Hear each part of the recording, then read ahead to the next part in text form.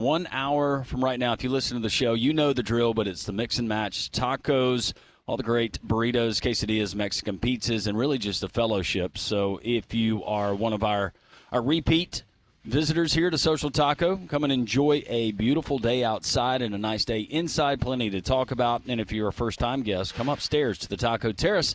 We would love to invite you in. Social Taco right here in the square in Homewood, and join us until we broadcast. We broadcast until 2 o'clock today, and maybe hang out a little bit afterwards. Pat Smith, Molly Robinson, Conrad Van Order. Glad everybody could be with us. Pat, how are you today? I am doing fantastic. I hope you are. We're going to talk to Mike Griffith coming up in a matter of moments.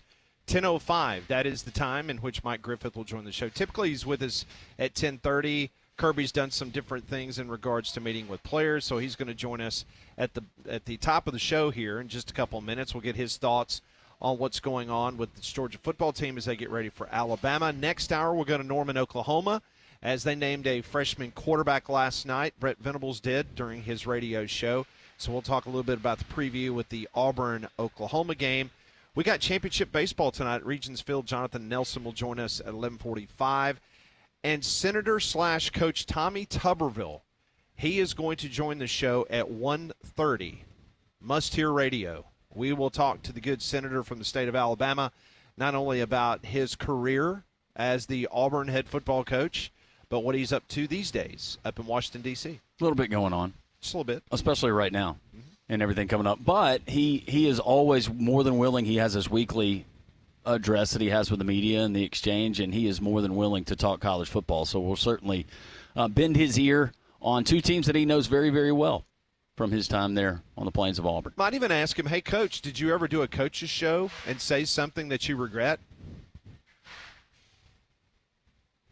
Yeah, that will be a topic of conversation. It is making its rounds because after it aired right here on Jock 94.5 last night, then it went viral, and not only throughout the state of Alabama, the Southeast, but now nationally, where it's picking up traction. And, Molly, Arkansas Twitter, they have taken a shot now at Auburn, right? Oh, they have. They said that's a pick 9 times out of 9 for JJ4X, who is Jaden Johnson on Twitter.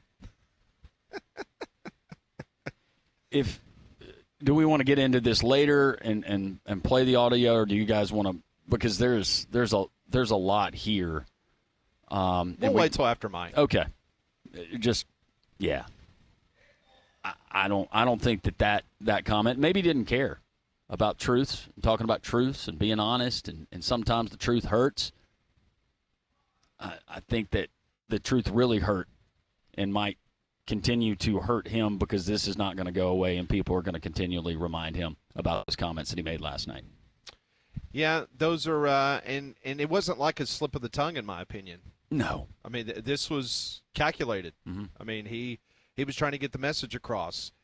Any time that an individual preface a statement by basically saying, oh, I love so-and-so, you know they're about to drop the hammer on him. You know what I'm saying?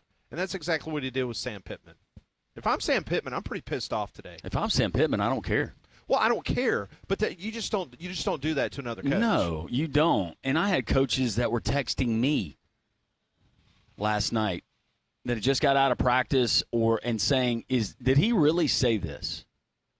And my response was yes. I actually heard it with my own ears. Not just reading a quote on Twitter. Actually heard it on Jocks 94.5, and then the reactions it was cringing. It was every coach's response was ooh or ee. Wouldn't have done that, shouldn't have done that. We can get into that. All right, joining us now on the Buyers Right Hotline, big game coming up in Tuscaloosa. He covers the SEC and the Georgia Bulldogs for the AJC and DogNation.com. Mike Griffith joins us on three-man front. Mike, before we get into the game in Tuscaloosa coming up this weekend, I wanted to ask you if just your thoughts on what Hugh Freeze said last night during his coach's show, kind of a bizarre statement from an SEC sitting head coach. Yeah, I mean, I think, the confidence displays on overload right now, right? Trying to maintain confidence in a very strong front, amid a tough time. I mean, let's face it, the season hangs in the balance for Auburn this week. It's that simple. They have to win. If they lose this game, It's going to derail some NIL fundraising and any hope for the year for a playoff. This is a big game, and Freeze is putting his best front out there. He's doubling down on the confidence he's got in himself.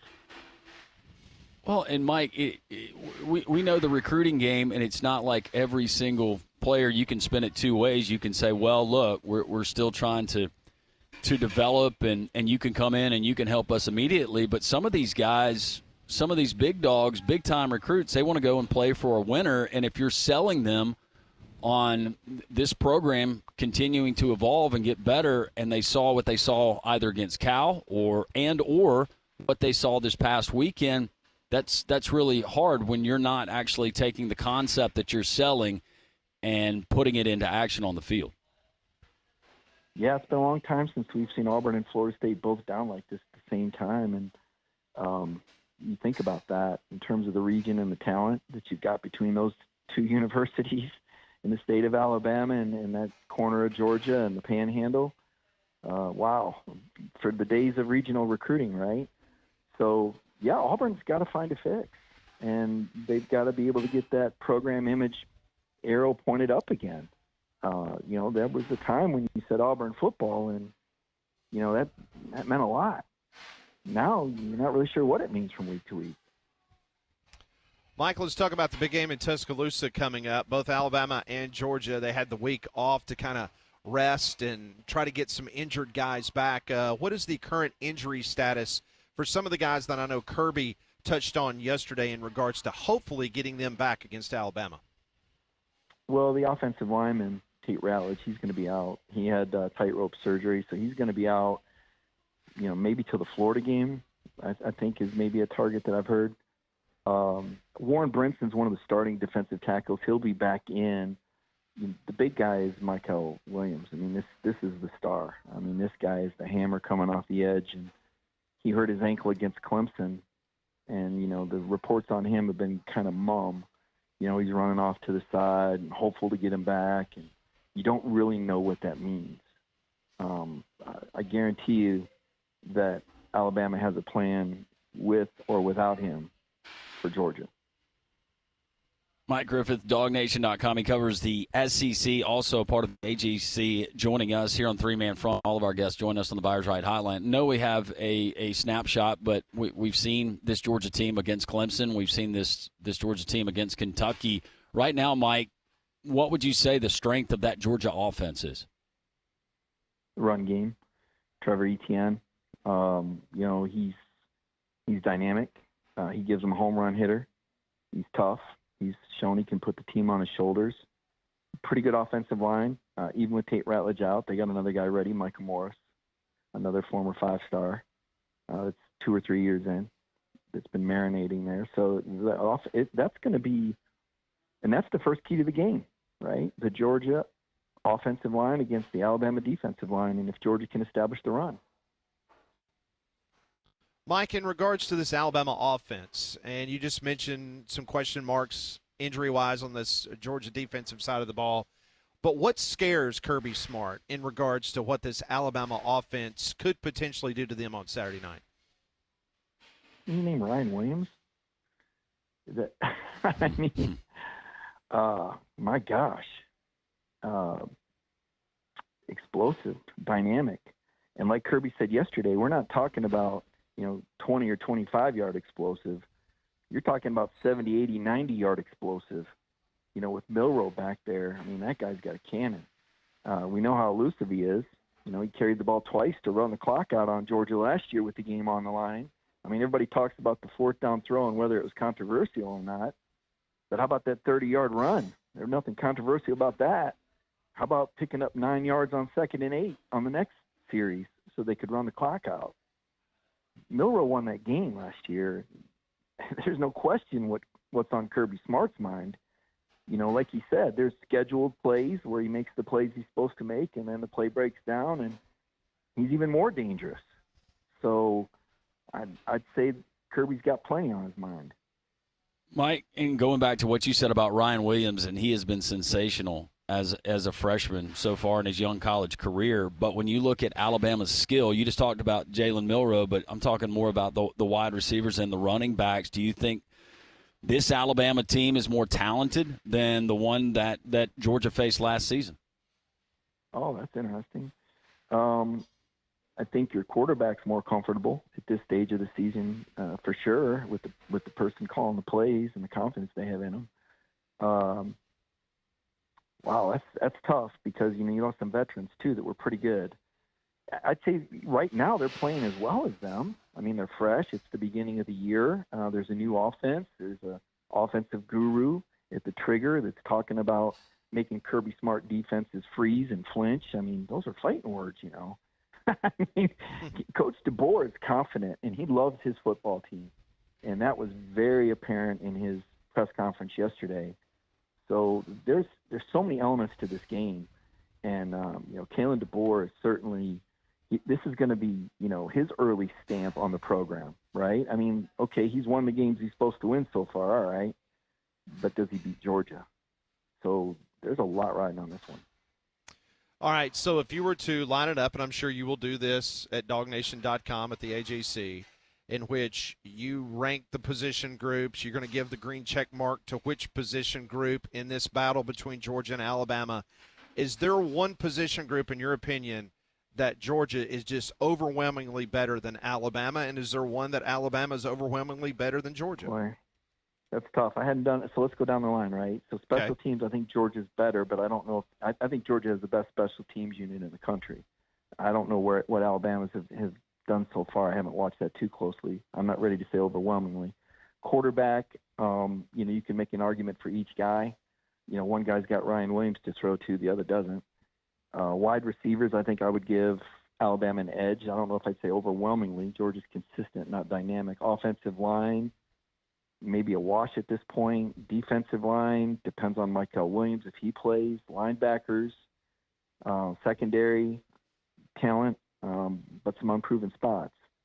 It's a pretty even matchup. You could even get into coaching. Kirby's won 21 straight games when he's had more than a week to prepare. Kalen DeBoer's won 10 in the FBS ranks. You got to go back to his first game, I believe, at Fresno State against Hawaii to find a game that Kalen DeBoer lost when he had more than a week to prepare. So these are two of the top 5 minds in college football. Like I said, it remains to be seen how DeBoer does with the SEC. But in terms of offensive minds, Kalen DeBoer and Kirby Smart's about as good as a chess match as you're going to find. When you look at the rest of this Georgia schedule, and I just want to speak with Georgia, and you got an idea of what Alabama has ahead, but having Ole Miss, having Tennessee, having the likes of Texas left, if Georgia was to fall inside of Bryant-Denny on Saturday, in your opinion, would that greatly decrease their chances of making it to Atlanta? For the SEC championship game or the national championship? The SEC championship, I'm sorry. Yeah, for sure. Georgia played a pretty tough stretch last year against, I think, Missouri, Ole Miss, and Tennessee.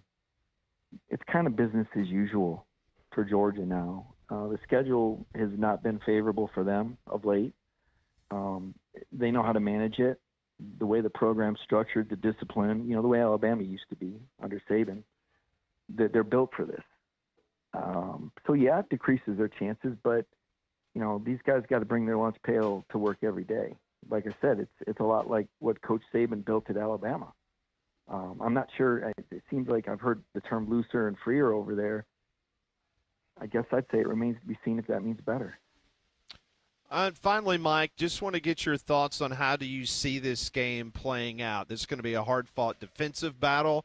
We're going to see some points scored in this game, up in the 20s for both teams.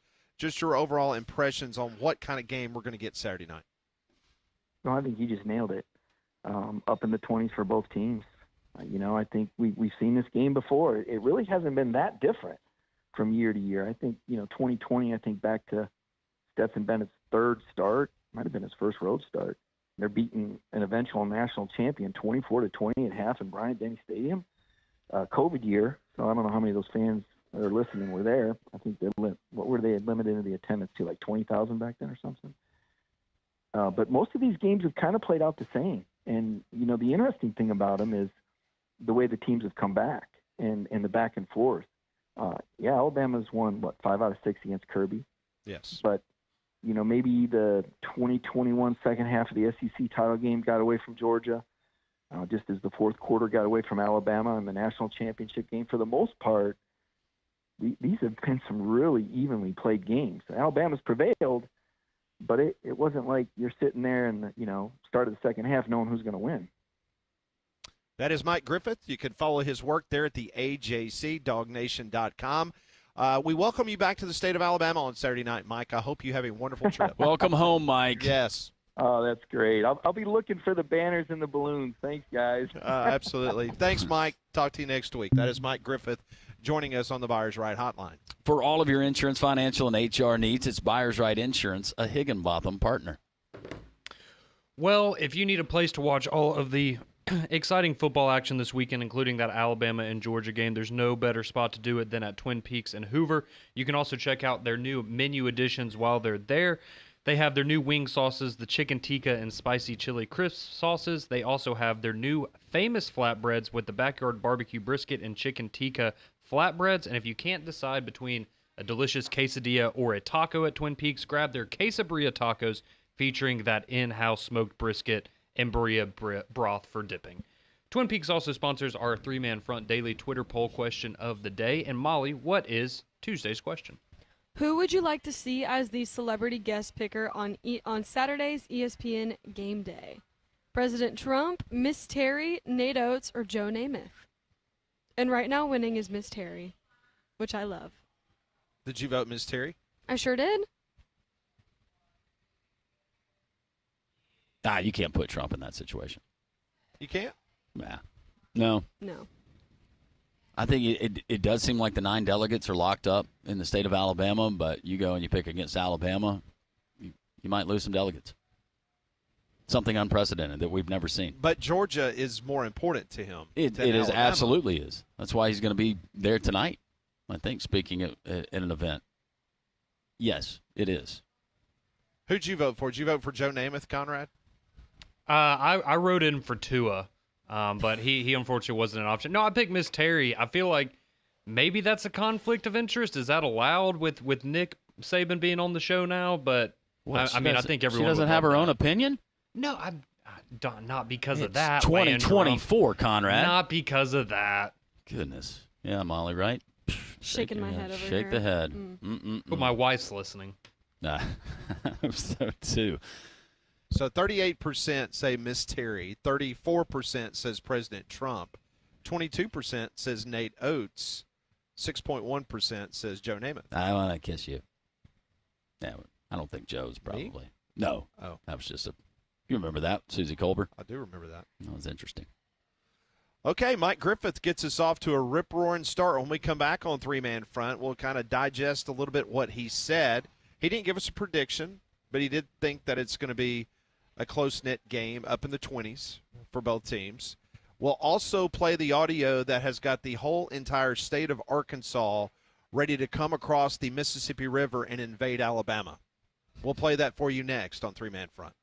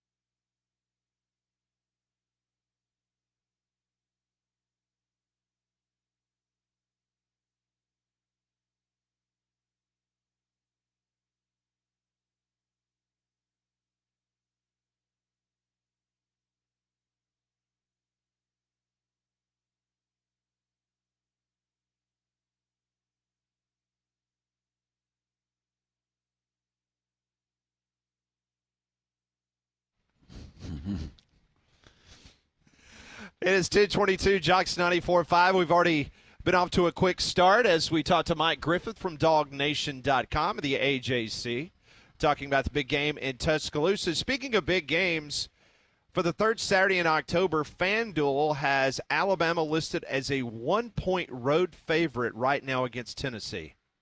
Alabama -1 against Tennessee. The total in the game is 57.5. Meanwhile, Texas is a 1.5-point home favorite against Georgia on October 19th. And now Ole Miss is a 6.5-point favorite on the road at LSU, in which Landrum and I have a huge bet that we will tell you more about as we get closer. Ever thought about what you'd do if a cyber attack, a database loss, or connectivity issue hit your business? You need responsive, proactive, fast, reliable IT solutions to help your business grow and stay safe from those cyber attacks. Evolve IT, they can handle all of your IT. Protect your business systems with the most advanced cybersecurity tactics. Book an IT inspection today. That's a $3,000 value, absolutely free. Learn more at evolv.us. That's Evolve IT. Joining us on the hotline, not the hotline, but just the regular phone line, 1-800-239-WJOX. The text line is also open, brought to you by Courtesy GMC. We'll grab some calls here before we get into and dive into the whole Hugh Freeze comments last night. Jim in Tuscaloosa joins us on Three Man Front. Hey, Jim. Hey, Pat, how you doing? I hope I know this is from inside baseball. I don't know whether y'all already know it, but first of all, Miss Terry, hands down, it should be the one that is a guest picker. No doubt in my mind. Right. No doubt. Yep, well, here's inside stuff, Pat. You might already know. I don't know if you know, but I know. But the sources I've got are solid. The worst thing that could happen to just newly named Saban Field would be a loss to Georgia by Alabama on Saban's new field. And here's the deal, and I know this for a fact. You're talking about talking to somebody. DeBoer and Coach Saban have been intimately talking about. Saban's giving him tips, all the tips he needs, or hopefully all he needs about what to do, how he beat Georgia last year. It's just, I love this. This is great news. Now, listen, if you're an Alabama fan, that is huge. You would think that paying Nick Saban $500,000 a year, that, he would take a phone call from Kalen DeBoer. But, Nick Saban, I think a couple of weeks ago, Jim, Kalen DeBoer said that Nick had been talking to some of the defensive coaches there in the office building. So I'm not sure how much Nick is in the building or in Tuscaloosa, but obviously he's just one phone call away. I think that they would be smart if they use Nick to try to say, hey, what did you do against your old defensive coordinator? Well, I've been told by, like I said, a good source. They've been intimately talking about the game, about what to do, and I don't think DeBoer as far as I know, Saban got in touch with DeBoer, and anyway, they're talking. That's the main thing. So what do you think, Jim? What's your prediction Saturday night? I'm liking Alabama now, Pat. I wasn't at first, but the way they're looking and what's going on with Coach Saban, telling Coach, giving tips on to Coach DeBoer on inside stuff like he knows how to beat Georgia. I'm liking Alabama, and I'm going to tell you something else. It shocks me that Alabama's a favorite over Tennessee. That also tells me Alabama is really more solid overall than we might have thought they are. I know how good the offensive is. Jim, are you shocked that Alabama is an underdog for the first time since 2007 at home? You mean against Georgia? Yeah. Mm-hmm. What's the line? I already know the line. It's Georgia is a 2-point favorite. 2.5. 2.5 now. I'm not surprised at that. I'm not surprised at that. They're going by history, you know that. And they're going. Plus, they're going by the fact that Alabama didn't look good against South Florida. No, I'm not surprised. But that don't matter. We love being number one. We love being behind on the pick. You know that. Oh yeah, history would tell you, no doubt. Jim, always appreciate your phone call. Thank you, Pat. I appreciate it. Thank you. That's Jim from Tuscaloosa. You too can join the program at 1-800-239-WJOX. So if you missed it last night during Tiger Talk, these are the comments that have absolutely gone viral across college football. Here's Hugh Freeze last night on Jocks 94.5's Tiger Talk. I mean no offense whatsoever to Arkansas or to Cal. I love Sam Pittman. I hope he wins the rest of his games. But I'm telling you, the hard truth is We play them 9 more times, we beat them 9 times.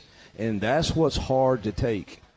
And it's hard for our fans, I'm sure, and it's certainly hard for us. And you have 460-something yards, and we only had 50-something plays of offense because we turned it over 5 times. Yeah, first of all, it's just there's just certain things you don't say, and if you want to say, well, I appreciate him for giving the hard truths, okay, but yes, again, you just got beat 24-14. Every fan that was either in that stadium or watching on their television sets, they saw how bad it looked. They saw how bad it looked, how inept it looked versus Cal, calling more attention to it, and in my opinion, making it worse, because what are you really admitting here? We know about the turnovers, but you're admitting that you got outcoached. You're admitting that, once again, your team didn't come out and perform against an inferior opponent. That would be like, and I learned this early in my sales career, if you went up to somebody and they had put out fencing and they told you how much they paid for the fencing. Well, there's no way to take the fencing back. And then you told them, man, you got robbed on that fencing, Pat. I could have saved you X number of thousands of dollars. Is that going to make you feel better? No, not at all. Is that going to endear me to you? No. No, you made it worse last night. And so now, it was one thing to have Bo Wallace say what he said, but now what are you really saying? I think it would have been better for Auburn fans to say, here's the truth. The talent level on this roster in certain areas, we're just not up to snuff, and Arkansas was better these particular areas. But he didn't say that. I don't think he helped himself at all. So Hunter Yurachek, he quote tweeted the clip with the emoji, thinking emoji, and the laughing, crying emoji. That's all Hunter Yurachek did on his subtweet. So, I don't know. It's just bizarre. I think back, Conrad, when Alabama had 5 turnovers against Hugh Freeze and Ole Miss back in 2015. I don't remember Nick Saban stepping to the microphone during his Hey Coach show that week and say, you know what, if we lined up and played Ole Miss 9 more times, we'd beat them 9 more times. You know what I'm saying? I just do not recall an SEC coach ever going down this road before. No, I mean, I think this is personally, I think it's an embarrassing look because it shows, in my opinion, a lack of accountability for the loss, and it kind of goes along with some of the things we've heard not only after what happened this past weekend, but going back to the Cal game and, the play calling was great. There was only one bad play call over the course of the entire game. And just these little comments that are essentially his way, at least how it comes off to me, of taking all the accountability off of him and saying, we're doing things right. We could have beaten Arkansas 9 out of 10 times if we played them. Like, how can you seriously say that with the quarterback play that you've gotten? Okay, maybe Auburn would have played better if y'all played 9 more times, but Arkansas likely would have played better as well because they didn't play well. It's a loser mentality, in my opinion. It's making excuses, and quite frankly, this is the kind of stuff that you hear coaches start saying when they're on the hot seat, their back's against the wall, and it feels like the beginning of the end. And I'm not saying that for Hugh Freeze this means he's going to be gone soon necessarily, because I think we know that's not really an option. But these are just the things you start to hear when things are going downhill quickly with the football program. And I do not think it's a good look if you're an Auburn football fan, what Hugh Freeze said last night. Well, it was just shocking. I guess what he said yesterday during his weekly press conference, and then he kind of doubles down last night, and he said what he did in regards to, beating Arkansas all those times. I mean, you're just disrespecting your opponent. I mean, just once again, we heard what Mac Brown said after North Carolina got embarrassed by James Madison. He said, it's on my shoulders. I didn't coach well enough. This school deserves better. My players deserve better. It's all on me. And once again, Hugh Freeze is not taking accountability that he absolutely screwed the pooch in regards to how that game plan was going to have and who he chose to be the quarterback. That's exactly what happened. And so now he's basically taking a shot at Sam Pittman in Arkansas and saying that they're not worth a darn. So just bizarre. Absolutely bizarre. And now you're going to get the question after every loss. Well, if you played them 9 more times, how many do you think you would win? Like after Oklahoma, if Oklahoma runs into Jordan Hare and they win with a freshman quarterback, if it's not asked by a reporter, it'll certainly be something that is a meme on social media afterwards. Just shouldn't have done it, but right now he's got bigger problems. He's got to get this team ready to play and try not to lose his 3rd home game at Jordan Hare Stadium so far this season. And here's the argument. This was supposed to be your first true challenging game, your first test. You failed against 2, and he just said it. We lost to an inferior opponent the last 2 times. What are you going to do against an Oklahoma team that's actually favored coming in? I mean, he makes himself look bad. He does. By him saying that, we beat them nine times. Well, the only one that mattered was the one Saturday. Now, what did Nick Saban always say? Leading up to a game, like Saturday is the test. Yeah. Okay? Like you did all week long, you did your homework. And then on Saturday, this is you taking a test. And whether you win or lose is whether you pass or you fail. Well, they failed on Saturday. And Hugh Freeze wants to continue to say, well, make these excuses of why we had 5 turnovers. Well, okay, well, why don't you coach your players better? Well, they don't turn the ball over. But then you want to disrespect an SEC opponent like Sam Pittman. Now, if you want to go back and forth on social media like with Lane Kiffin and stuff like that, that's understandable. But I think Sam Pittman is one of the most universally loved coaches in this league. And the way that he disrespected him by saying what he did last night, that is uncalled for. Should not have done that. We will take your calls. We'll take your text. This is 3-Man Front. We're live at Social Taco on Jocks 94.5.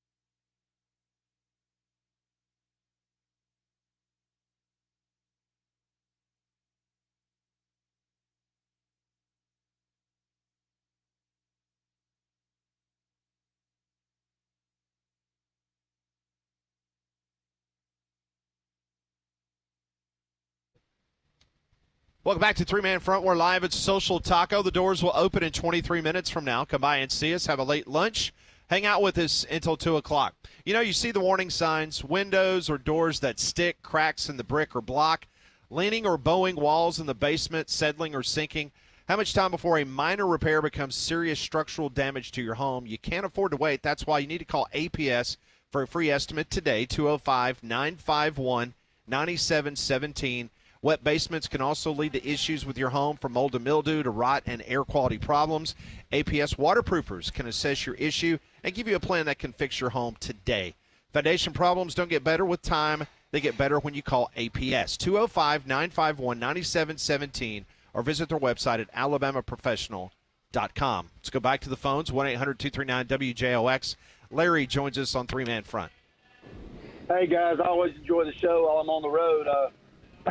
Y'all play the song about the title that I was thinking about, that Freddie Mercury sang, Under Pressure. Y'all played it in the background. But I'll say one thing, guys. I mean, obviously I'm a huge Bama fan, but I can't believe some of the things that Coach Freeze has already said regarding his players, drop passes, fumbles. Loafing.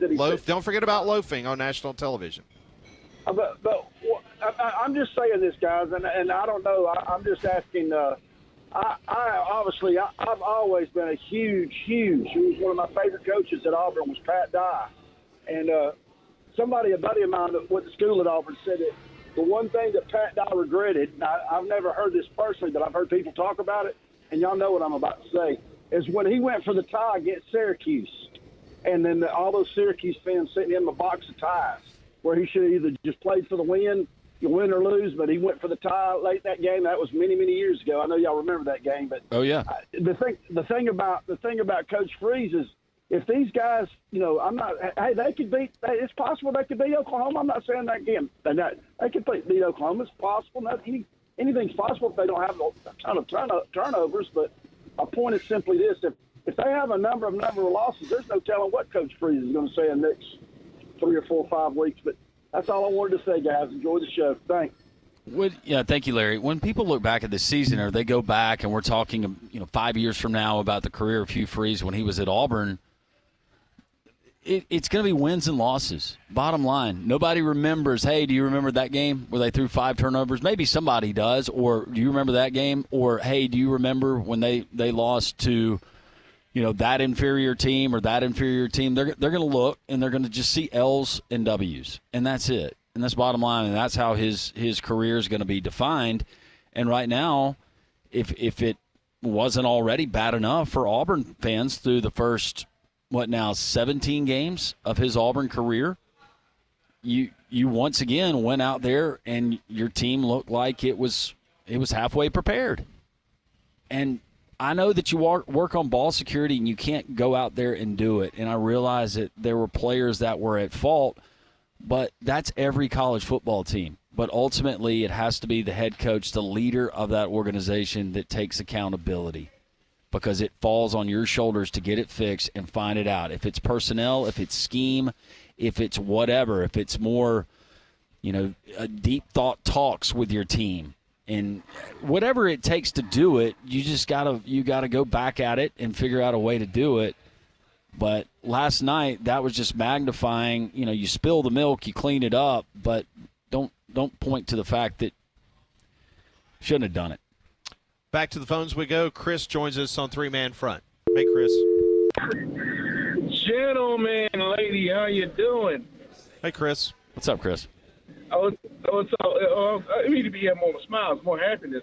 Sure, Nebraska's my Nebraska fell, but it's just one game. I still think they can win. They can win the conference. You think? Yeah, because I remember I picked those. I picked them last year just for you, because I mean, let's be honest. It's not a conference that's not just unwinnable for you guys. I mean, let's be honest. Ohio State is the only real test at this point, because Michigan, you just got to stop the running game, and you then got them left. But let's talk Auburn ball. You know what? It's funny. I was years back prior on this same radio show had a theory that Auburn, what will be their downfall is they constantly rely on on Bama's pretty much past and their leftovers to define their program. And by that I mean like the Hugh Freeze thing. I was the first one to say had a theory. The first one to say the reason why they hired him is because he had prior victories versus Bama twice at Ole Miss. And everyone was calling me like crazy that I didn't know what I was talking about. And it's suffice to say, is that theory still kind of weighing itself out? Yeah, I kind of think it is still. And all of a sudden now it's just like what the whole program is just collapsing in itself. Which on the cigar trip is quite actually a good sight to see, if you ask me personally. But how far you guys think that theory is itself? But as well as everybody, I still stand on Vanderbilt. Landon, are you still doubling down on Vanderbilt? Yep. As far as what are you standing on again? Baby. 6 wins? It was 6. Yeah. Yeah, I'm going to double down. I'm going to say they don't get 6 wins. All right, then. What do you guys theory? You broke up. What was that? So what do you guys think of my theory? Your theory about the only reason that Auburn hired Hugh Freeze is because he had beaten out Nick Saban twice? Yes, that and no, I think you're wrong. I think that went into it, but why did so many other schools? Why did Nick Saban want to hire Hugh Freeze? Because I didn't know. No, that was news. Yeah, why did he want to hire him as an offensive coordinator, but was told that wouldn't be a good idea? Because he respects him as a football coach and he respects his offensive mind, Chris. That's why. I'm not saying that doesn't have a part, but what was his question? What was his options then? I don't remember what his options were, but Hugh Freeze, Pat knows, he had conversations with Nick Saban about taking that job. There were other schools that wanted to hire him as their head coach, but enough time had not passed, and it was going to be frowned on by the conference office and the commissioner, so they couldn't do it. But and who did he ultimately select? Who did who ultimately select? Saban. What hire was that, Pat? Oh, thank you, Chris, for the phone call. Appreciate it. I'm trying to remember who was the OC. I mean, the bottom line is that a lot of people forget. I mean, forget about all the things that happened with a cell phone, but Ole Miss got hammered because he was the head football coach at Ole Miss. Right.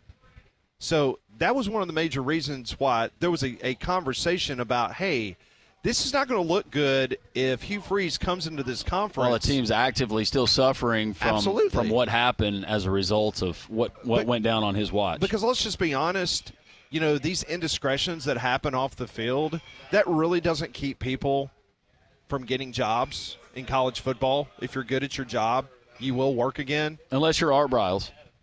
Well, that's totally different. That's completely different than the Hugh Freeze situation. But Ole Miss was hammered because Hugh Freeze was in charge of that football program, and they got nailed for all sorts of things that broke NCAA policy and rules. Hugh Freeze, that's why they said we need to hit pause here because the Ole Miss people will absolutely go crazy. It's not right for him to lose his job and to put that program under probation, then all of a sudden he's back in the SEC West as a coordinator. That's just a bad look. Now, the SEC office cannot dictate to a university, you need to hire him or you can't hire him, okay? They don't get involved in that. But they definitely have an opinion on it, and they definitely can say their piece to the people involved, to the president of the university or anybody else, and say, hey, you might need to hit pause on that for at least a year or two. Yeah. And that's exactly what happened. 205-834-9450 on the Jocks text line. We do have a lot of texts coming in.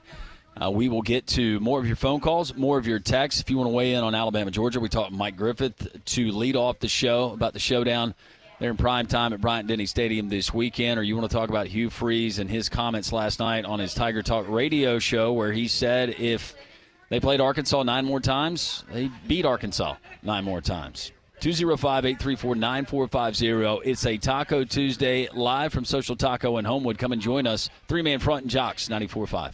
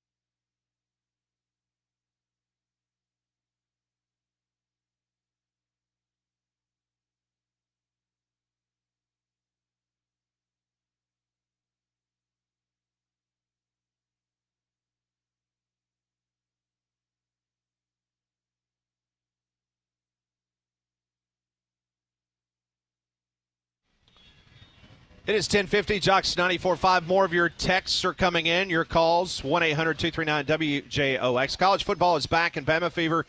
Tiger Pride is loaded with game day gear for the upcoming season. Truckloads of merchandise are hitting the doors every day with brand new T-shirts, hats, polos, tailgate gear, and so much more. For over 40 years, family-owned and operated, Bama Fever Tiger Pride has been about providing fans quality and authentic merchandise of your favorite team. Shop in person at one of their 9 locations across the state or online, shopbamafever.com or shoptigerpride.com. And Landrum, the old text machine is busting at the gut this morning. Yes, it is. 205-834-9450. A lot of interaction on Hugh Freeze and his comments last night on Tiger Talk, saying that if Auburn played Arkansas 9 more times, thinks they would have beat them 9 more times. Chris reminds us, funny how Freeze also thinks he should have beaten Saban 2 more times.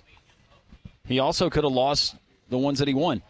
I forgot about that. Who was the interview that he did? This doesn't matter, but he said, truthfully, he felt sick that should have beat him probably 2 more times in the way that those games were going. And for the record, since he was picking on Arkansas, would you like to know what Hugh Freeze's overall record all-time against Arkansas is? How many times has he played them? 8. Was it the 4th and 25? 3 and when 5. He was at Ole Miss and Arkansas? Hunter Henry was the tight end. Mm-hmm. 8 times. What do you think his record is against His record Arkansas? is 2 and 6. 3 and 5. 4 and 4. Okay. Oh. That's 3 schools. Obviously, Ole Miss, Liberty, and now Auburn. 1-1 at Auburn. Anthony, an optimistic Auburn fan, says, look, whatever he says at this point is going to be twisted into something malicious. What he is saying is his team is good, and his confidence in this team hasn't wavered. Political correctness went out the door when Trump was put into office. All right, time out. So you mean to tell me that how did we misconstrued what he said? We didn't. He shouldn't have said it. How did we twist his words? Was that some editing that was done by the Auburn Network to put out the message that you heard last night? No. That was calculated. That wasn't a slip of the tongue. That was him sending a message. Now, whether he's sending a message to his football team that, hey, I believe in you, I love you, you're good people, blah, blah, blah, then why don't you go on national television between the 3rd and 4th quarter and talk about the best recruit that you have put on Auburn's campus in quite some time and said he was loafing? Well, and by saying that, and considering we just saw it 2 out of the last 3 weeks, but to say that last night, while you're trying to put your fan base at ease because some of their confidence in you as a football coach is wavering, and that's fair, you're slitting your own throat. Yeah. Why don't you show a little humility like Mac Brown did and said, you know what, that game plan last week, it was awful. We didn't execute well, and that's my fault because I'm the head coach of this football team, and I get paid millions of dollars to be the head coach, so I need to take responsibility whether it was a drop pass in the end zone, someone fumbling going into the end zone, or throwing 4 interceptions. That's on me because I need to coach better. That's all he needed to say. But to throw someone like Sam Pittman and Arkansas under the bus like that, that's inexcusable. And if I was Auburn administration, I'd be really pissed off right now because that is not what you need to represent your university. I've got a buddy, and he is much different. Don't align his personal life with anything that past transgressions of Hugh Freeze, but we'll play golf every now and then. And when we play golf and I beat him, he belly aches and he moans for 2-3 days about all the shots that he should have made and he would have won. And it's just it's funny because I get to enjoy it, him belly aching a little bit, but finally I just look at him and say, okay, well, I could have made more shots too. I could have beaten you worse than I beat you. Just stop it. Let's play again. Prove it on the course. Based on the way Hugh Freeze has run this offense for a year and a half, who's to say when they play them 9 more times, they don't throw the ball to the other team 34 times and have 34 interceptions? You see what I'm saying? Yeah. I mean, it was bad enough getting beat, but it makes it worse when you're admitting that you got outcoached. And everybody saw it. if you want to turn things around, go out and prove it against Oklahoma. He shouldn't say it after any game that you lose, but you could make a defense that you can say that when you play a New Mexico State. But when you're playing an SEC opponent, those are dangerous words, man. Like you cannot come back when you say something that stupid like he said last night. That was just stupid. He's feeling the pressure. Posey texts in and says, lack of humility. It is. Exactly what it is. We got a lot more texts we will get to here in the next hour. Loaded up show. Talking college football with you. Join us at Social Taco. We have some early arrivals. You're welcome. The doors are open here in the square. It's a Taco Tuesday. Come and enjoy not only tacos, but all the great margaritas, award-winning dollar beer, cervezas, handcrafted cocktails, and more. It is a Loaded Up Tuesday. 3-man front live from Social Taco, socialtaco.bar for more information. Come and join us.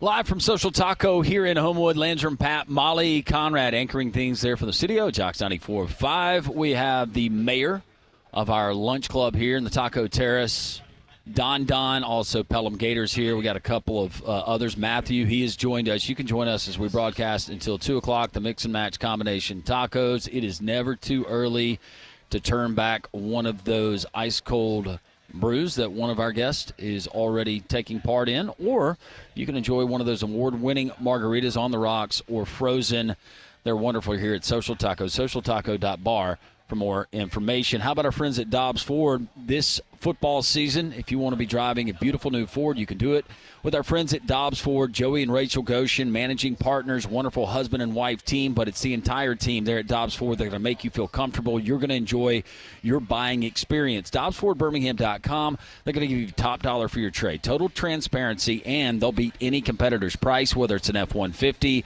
a Bronco Sport, a Mustang, an Explorer.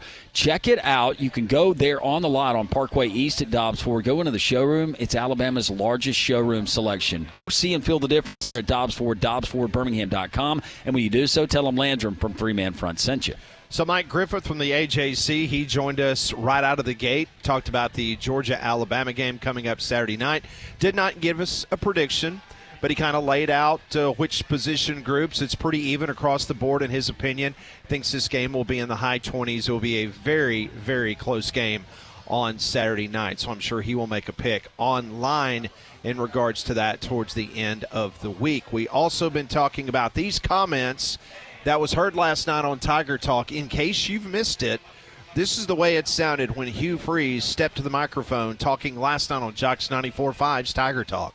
I mean no offense whatsoever to Arkansas or to Cal. I love Sam Pittman. I hope he wins the rest of his games. But I'm telling you, the hard truth is we play them 9 more times, we beat them 9 times. And that's what's hard to take.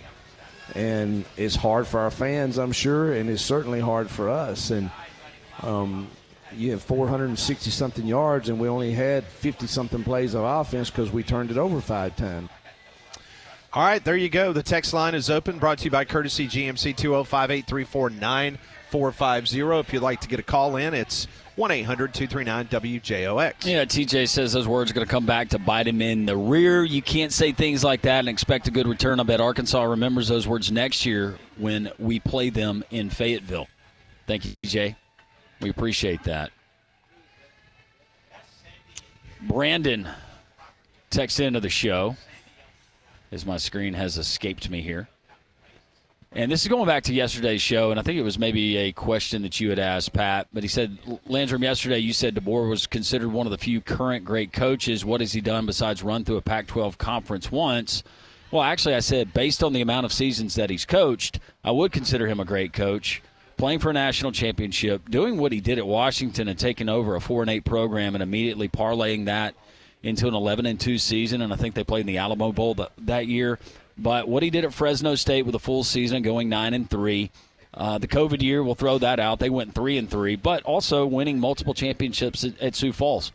And yes, it was a lower division, but you got to start somewhere, and he achieved ultimate success. So I stand on what I said, based on the number of seasons, 5 in counting, and a 40-9 record in big boy football. That's pretty solid.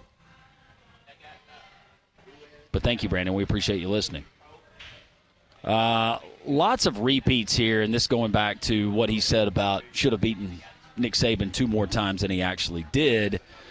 Stefan says Freeze will lose a ton of upcoming recruits, wins 4 games next year, and soon will be in the hot seat. I think some recruits, I think it's just different. Now, to say that this is going to cause a mass exodus of recruits, I think that's silly. There's a lot of money that's involved.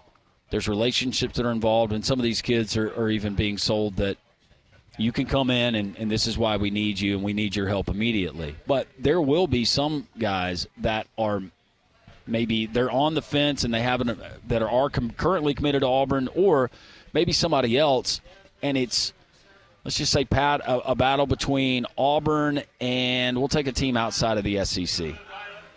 You can go Oregon or Ohio State. A team that's winning at a high level and probably competing for championships. Well, some of those kids, they want to play on the big stage and they want to compete for championships. How are you selling your vision in year 2 if they've seen what they've seen in the first 2 losses that you've had to Cal and to Arkansas? No matter what the reasons, it's now happened twice. And it's 5 turnovers in each game. So when do these guys start questioning, why aren't you getting this fixed? Yeah, I mean, play somebody else. Don't play that guy. I mean, to me, the thing that the biggest concern I would have is if this thing continues to spiral. And I said it yesterday. I really truly mean this. Auburn can win this football game this weekend. This is not like this football team is dead on arrival. I mean, this Auburn football team, in my opinion, they can win this game just like I thought that they were going to beat Arkansas last week. I think they will beat Oklahoma this weekend. But if they have the same type of miscues they had last week, and they do lose this game, and they start going down a further hole, then you're going to have problems on the current roster trying to keep certain people, okay? Because, they're in the fight right now. I'm talking about Cam Coleman. Like, Cam Coleman, you can say whatever you want to. He should have made that catch. He's banged up, whatever the case may be. But you're going to look at his numbers at the end of the year, and if he feels like that this thing is stagnant and he's not going to be able to put up the numbers that he needs to put up, no matter how much money he's making, you got to worry about him going in the transfer portal. And then who else on that roster could go in the transfer portal? If you're a young kid and you have an opportunity and you're an 18-year-old and you're coming out of high school and you're given an opportunity from an NIL perspective, I don't think that that's going to diffuse them from going to Auburn. That makes sense. Yeah. To me, it's worrying about keeping the roster that you currently have right now as opposed to losing a 17 or 18-year-old kid. Well, I mean, the biggest thing on the offensive side of the ball is you told these kids, hey, it was in disarray. We've got this thing righted out, and they've heard that just like we have all summer long. And you go and the biggest test that they've had this season, I mean, yards, stats, that's wonderful, but they resulted in lackluster performances where you've scored 7 points through 3 quarters and you get another touchdown in the fourth. How are you selling that if you're the one, this is your baby, this is your terminology, you've loaded up with talent? And Keandre Lambert-Smith, he's been one of the bright spots, obviously, but how are you selling that vision if it's, talk only goes so far.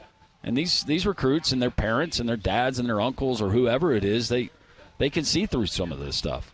So you need to get it turned around. Keep putting up those numbers. Put up those numbers against a really good Oklahoma defense, the best defense that you've played. No disrespect to Cal, but I think Oklahoma's better on the defensive side than Cal was. Go and do that, but ultimately get a win. Try to stop some of this bleeding. I think that will help the momentum moving forward for Hugh Freeze and the Tigers. FJF says, thanks for playing the audio again of Hugh Freeze last night on Tiger Talk. You're so welcome, FJF. Hugh Freeze sounds like any Bama fan after a loss. Thank you for your text. Auburn and Freeze is a dumpster fire, and it's hilarious. Jonathan, thanks for listening. Freeze is nothing more than a Jimbo Fisher Jr. Ooh. Jimbo did have a natty, though. This one rolling in. Hey, guys, happy Taco Tuesday from Ohio. Looking forward to the Bama-Georgia game this week. Enjoyed listening and love the insights of your guests and callers. Keep Don straight. Not sure which Big Ten jersey he'll be wearing, but my guess is Penn State. No, he's actually wearing Iowa. One of Molly's favorite schools. He finishes up the text by saying, be safe, and October baseball for the Cleveland Guardians.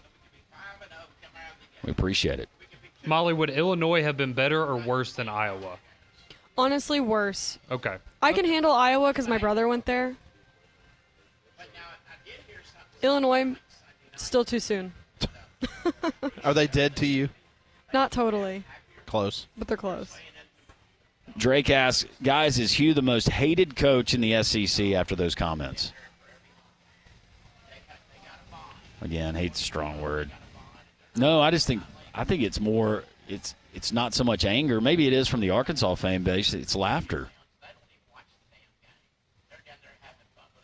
Because even if he feels like he is taking ownership of this, his comments after the game, his comments last night, do not come off as I am taking ownership of this. It seems like there's a lot of blame that is being passed around, whether that's true or not. And if it's not true, and Hugh Freeze is actually saying, no, my words are being misconstrued, y'all are misinterpreting my message, then you've had ample opportunity to do it. Not only last night on Tiger Talk, but when we carried this press conference presented by our friends at Evolve IT yesterday at 11.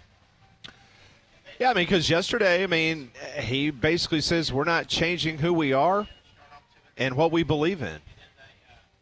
So he's pretty much hell-bent that what he's doing is 1,000% correct, and we're going to steam forward.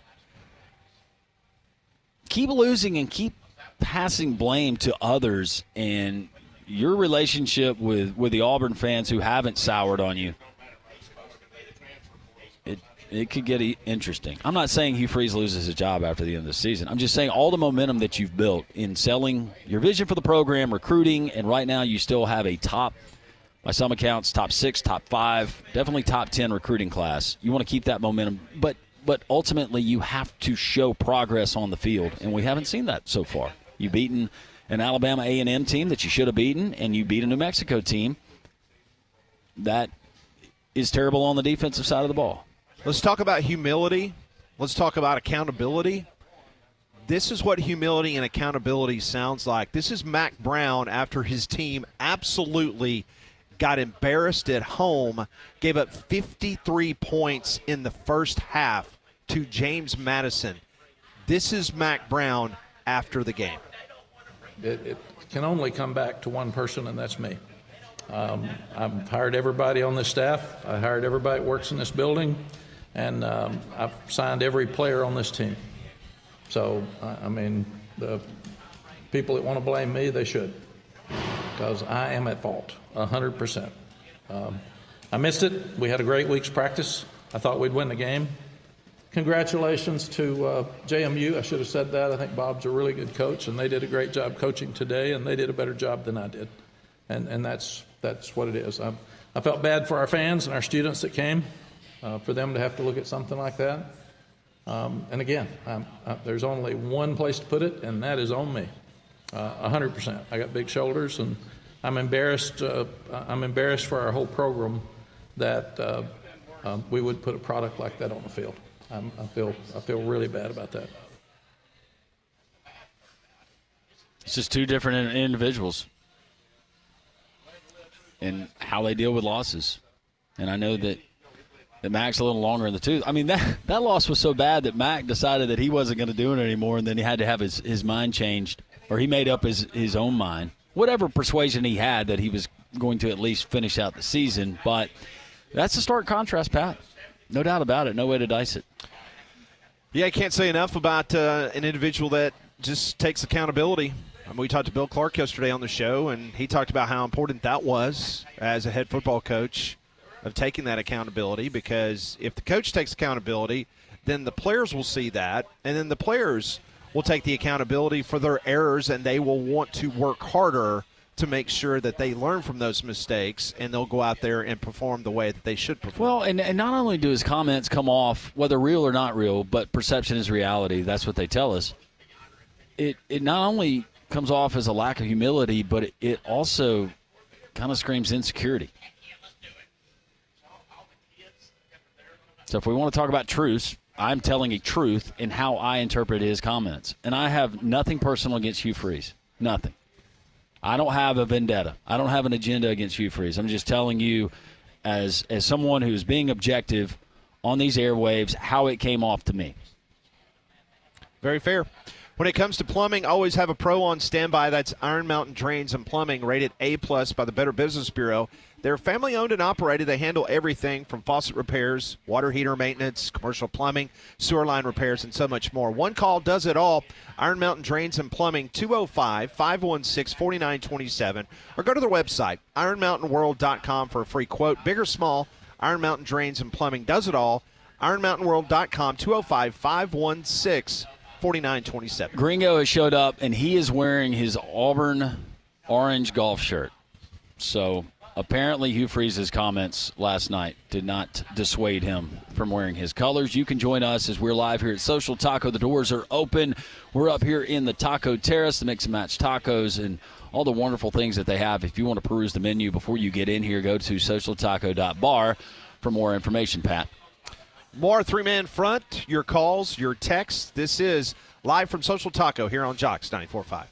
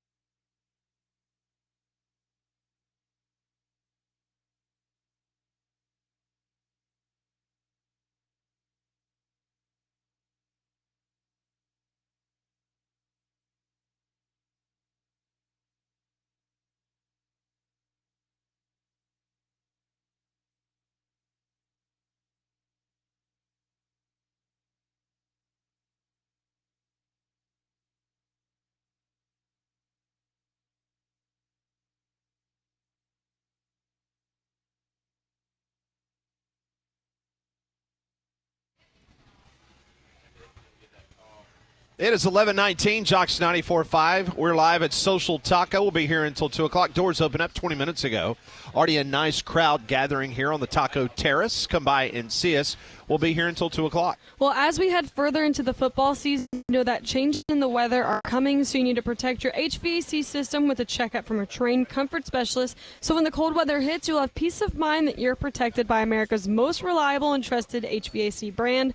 So go find a comfort specialist near you at train.com. It's hard to stop a train. Host of The Rush on the Ref there in Norman, Oklahoma, Tyler McComas. He joins us now here on Three Man Front. Tyler, I hope you're doing well on this Tuesday.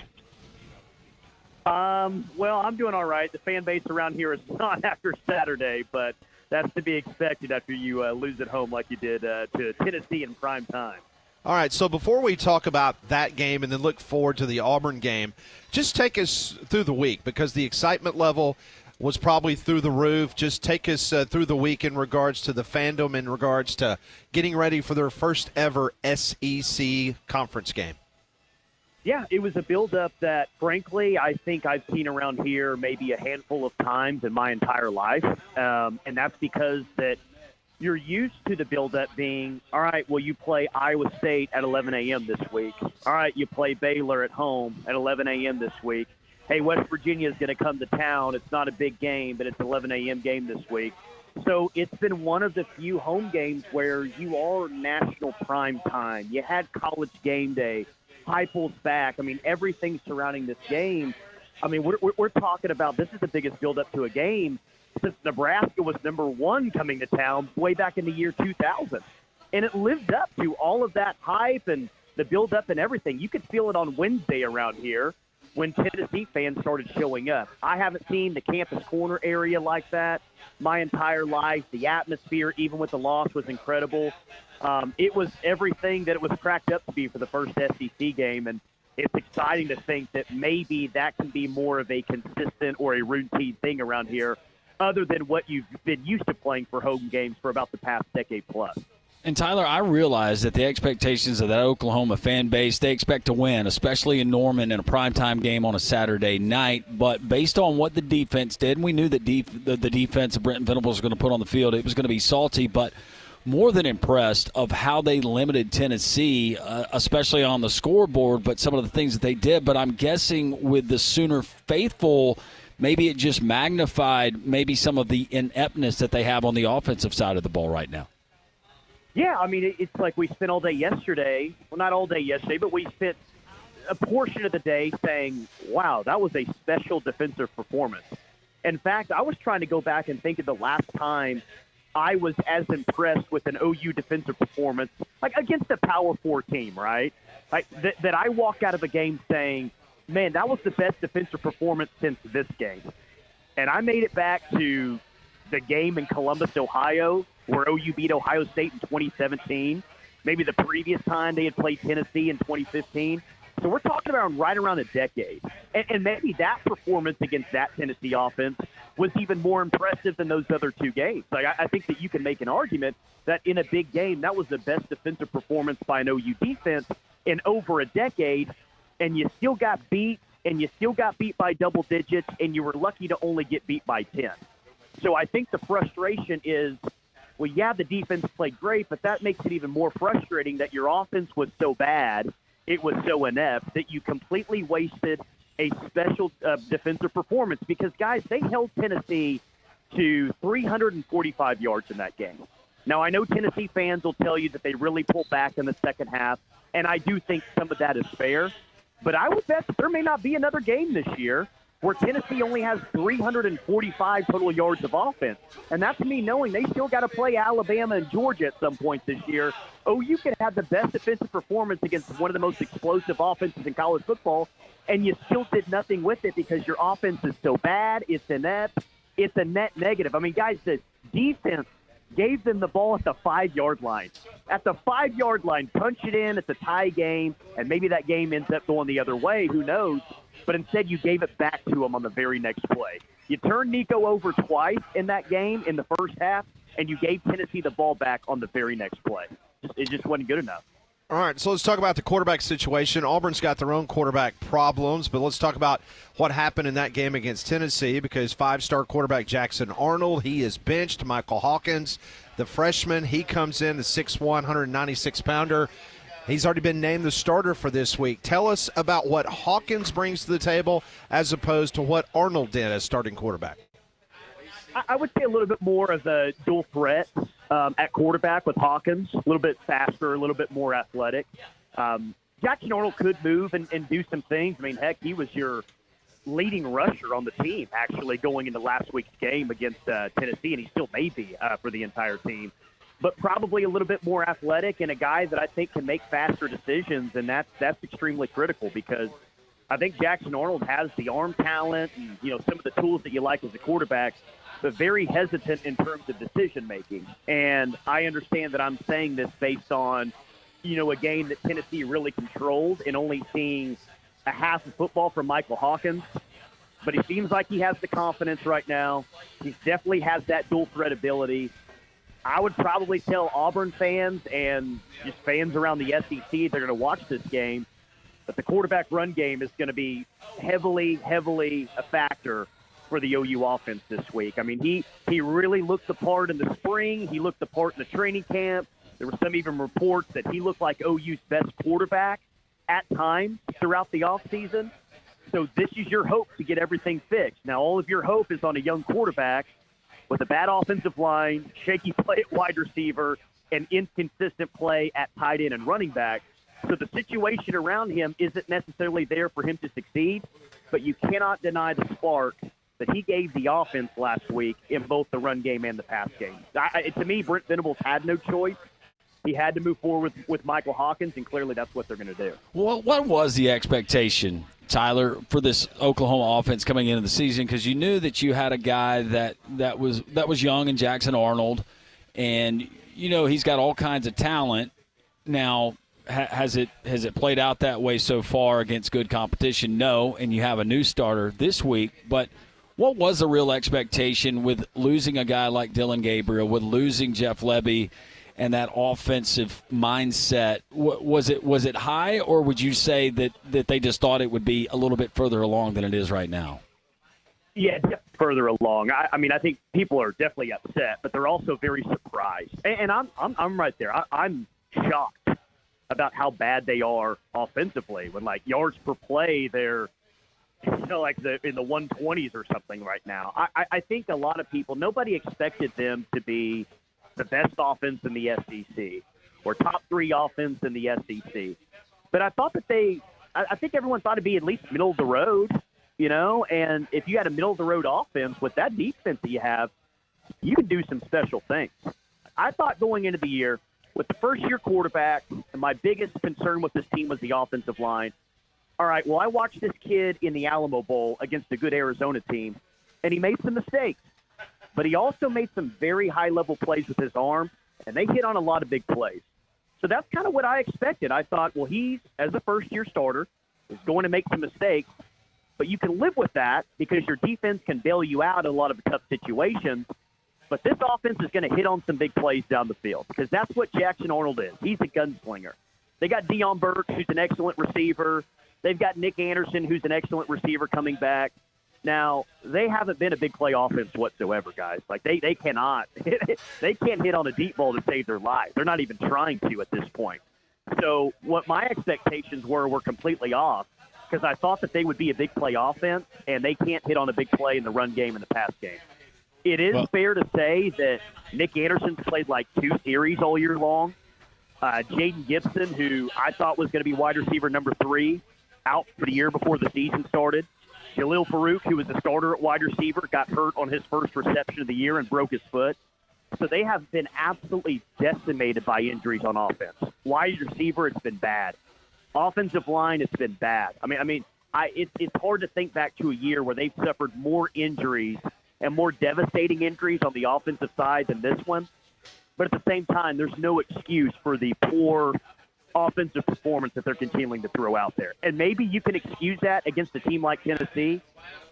Guys, they were lucky to win against Houston a couple of weeks ago. That's the Houston team that just lost 35-0 to Cincinnati this past week. it doesn't really matter the competition of defense at this point.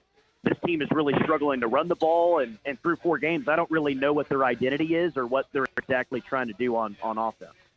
All right, so I have to ask you, coming down to Auburn, bringing in the defense, it's the old saying, defense will travel. It's like speed in baseball. Speed never goes in a slump. If you got it, you don't have to worry about it. This defense will travel to Auburn this weekend, and Auburn is a turnover machine. What is your fans to the Ref radio station there in Norman? What are their anticipation in regards to coming to Auburn? Can they get a victory, their first in the SEC, on the road this weekend? I'll get a better idea of that today and maybe Wednesday. Everyone was so mad and just wanted to complain about the Tennessee game that we had a hard time looking ahead, So, but my guess is what they'll say is, well, like there was a tweet on our station's account where, hey, OU opens as a 4-point favorite over Auburn. Put that out on Sunday. And people in the comments all over the place, 4-point favorite? We're not even going to score 4 points on Saturday. What is this line? What does this look like? So I imagine when we ask later this afternoon, I'm sure we're going to get a lot of jokes like, oh, you thought that 2011 Alabama-LSU game was tough to watch on offense. Just watch these guys, right? I bet we get a lot of jokes that it's going to be a 6-3 football game, and I don't know if it's going to be 6-3, but I don't think anyone's predicting a high-scoring affair between these two teams on Saturday. It could be a rough offensive day for both squads. Could be. That is Tyler McComas. You can hear him this afternoon from 2 to 6 on the Rush on the Ref there in Norman, Oklahoma. Tyler, always appreciate you, and hopefully if you come this way, you get some good barbecue down here in Alabama. Yeah, I cannot wait to make my first trip to Jordan-Hare. And you said it right. You said it right, and Tyler. See, there you go. You're I'm in the SEC guy. now. Jordan-Hare. It's not Jordan-Hare. It's Jordan-Hare. Yeah. That's right. Okay, just want to make sure. You're going to do just fine in this conference. Yeah. Hey, Tyler, have a good show this afternoon, man. Thanks for joining us. Yeah, you bet. Appreciate you. Thanks. That is Tyler McComas joining us on the Buyers Right Hotline. Yeah, for all of your insurance, financial, and HR needs, it's Buyers Right Insurance, a Higginbotham partner. We continue here. It's a Taco Tuesday. More folks have filed in. We're going to greet them. More college football discussion on the way next. 3-Man Front and Jocks 94.5.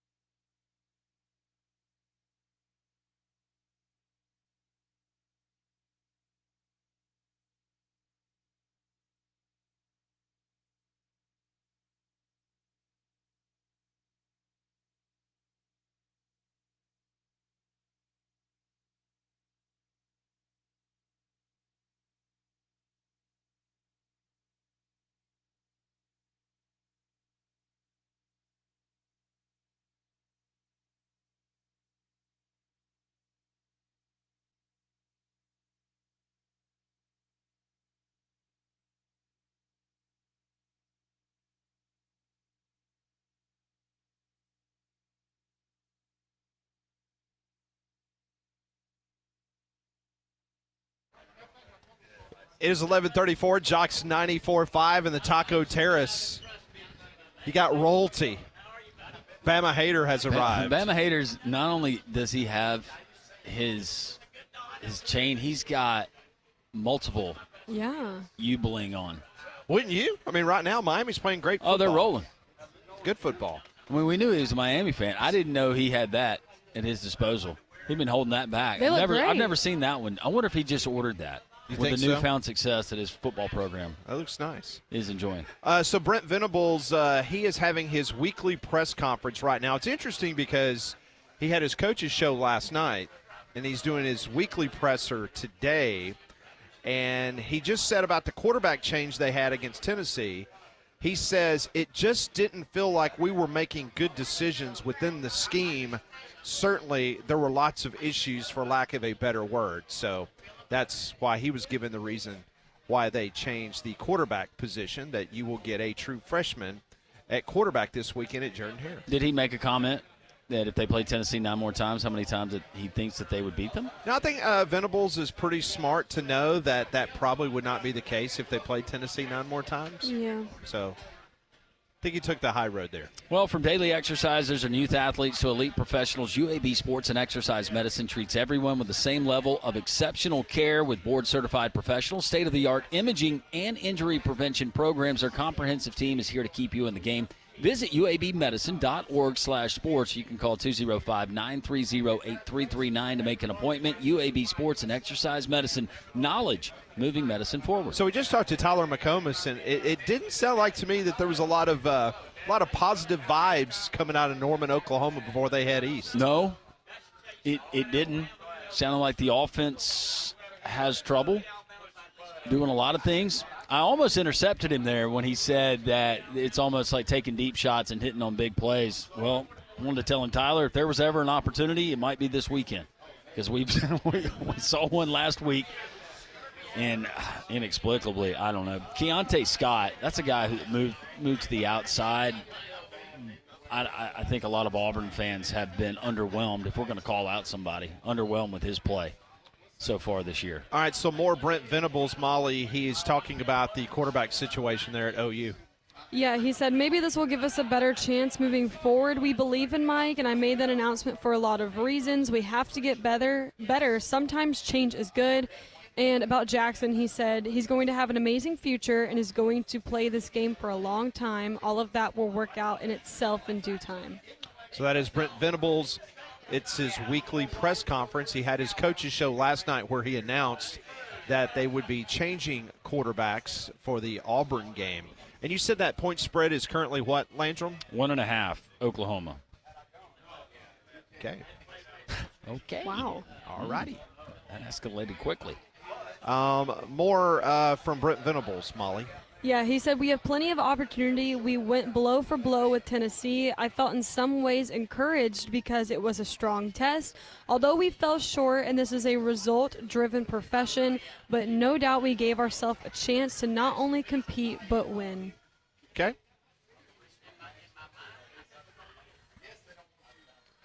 Well, I guess if you're DJ Durkin, you don't want Oklahoma to find itself against your defense right now. And if you're Auburn and the struggles that you've had against, I would put that Arkansas defense maybe middle.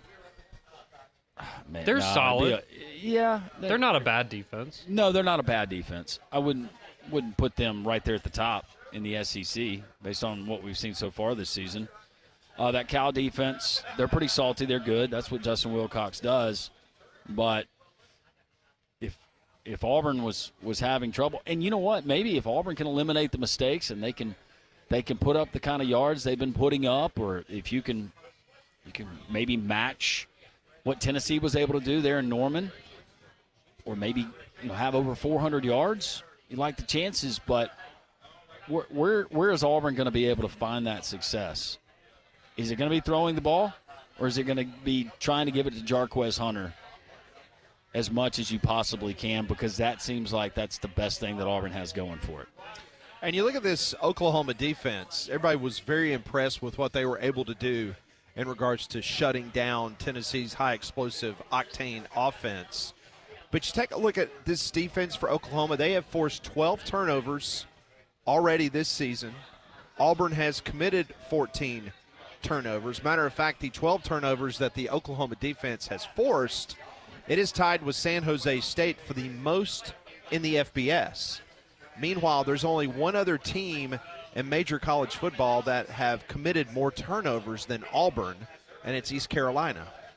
So Auburn cleans that portion up, but Oklahoma on defense, they're salty enough. If they can get a couple turnovers against Auburn with the problems that Auburn has had, then that could be a recipe for their success on Saturday at Jordan-Hare. Well, and we've seen Auburn against good defenses. Just go to last year and what we saw Auburn do against the Georgia defense at Jordan-Hare Stadium.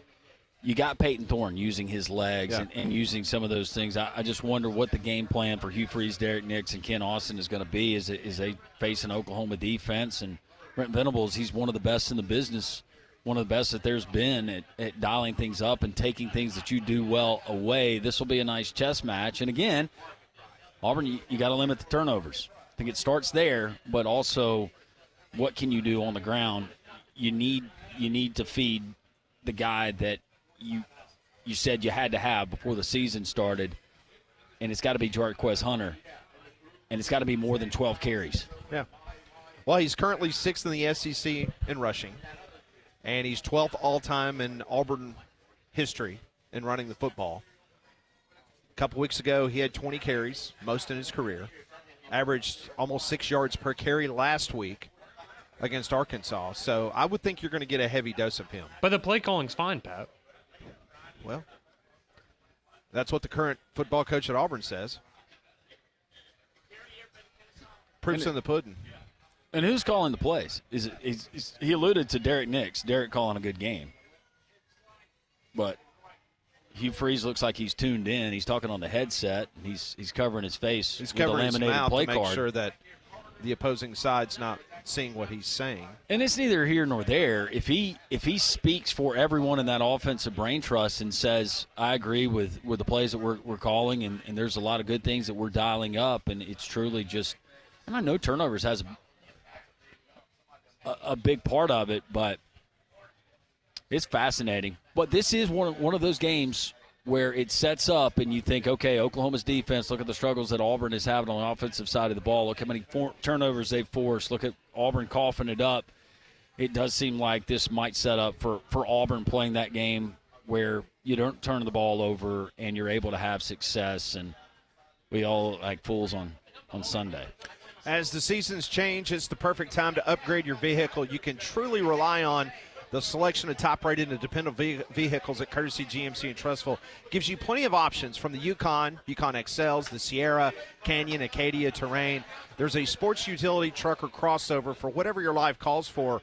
Right now, for well-qualified buyers, you can get a 2024 GMC Sierra 1500 truck, 0% APR. Don't drive an hour. Drive to Trussville and save big on your next vehicle purchase. Visit Courtesy GMC in Trussville today and experience the unbeatable reliability and comfort that only Courtesy vehicles can offer. Located in Trussville off of I-459 exit 32 next to Lowe's. Check out their inventory and more deals at courtesybirmingham.com. We continue live here from Social Taco. More folks joining us here on the Taco Terrace. You can as well. The doors are open. socialtaco.bar. For more information, right here in the square in the city of Homewood. A lot of college football discussion. And General Manager of the Birmingham Barons, Jonathan Nelson, is going to be joining us previewing a championship night. You don't want to miss that. Three-man front as we continue live from Social Taco on Jocks 94.5.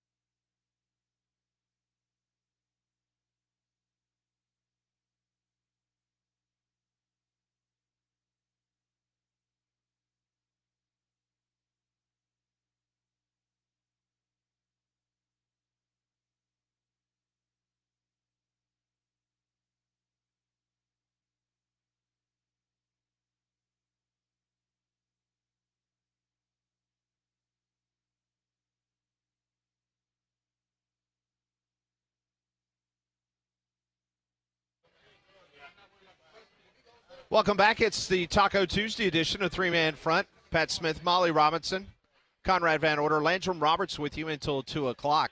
We're live at Social Taco in Homewood. We'll be here until 2 o'clock. Come by and see us. We're located upstairs on the Taco Terrace. Big crowd already assembled today for a late lunch, and we're joined now by the general manager of the Birmingham Barons, Jonathan Nelson. Nelly, I know you got a big game tonight, and so hopefully you guys get the championship taken care of, and you can join us here next Tuesday. We'll buy you lunch here at Social Taco.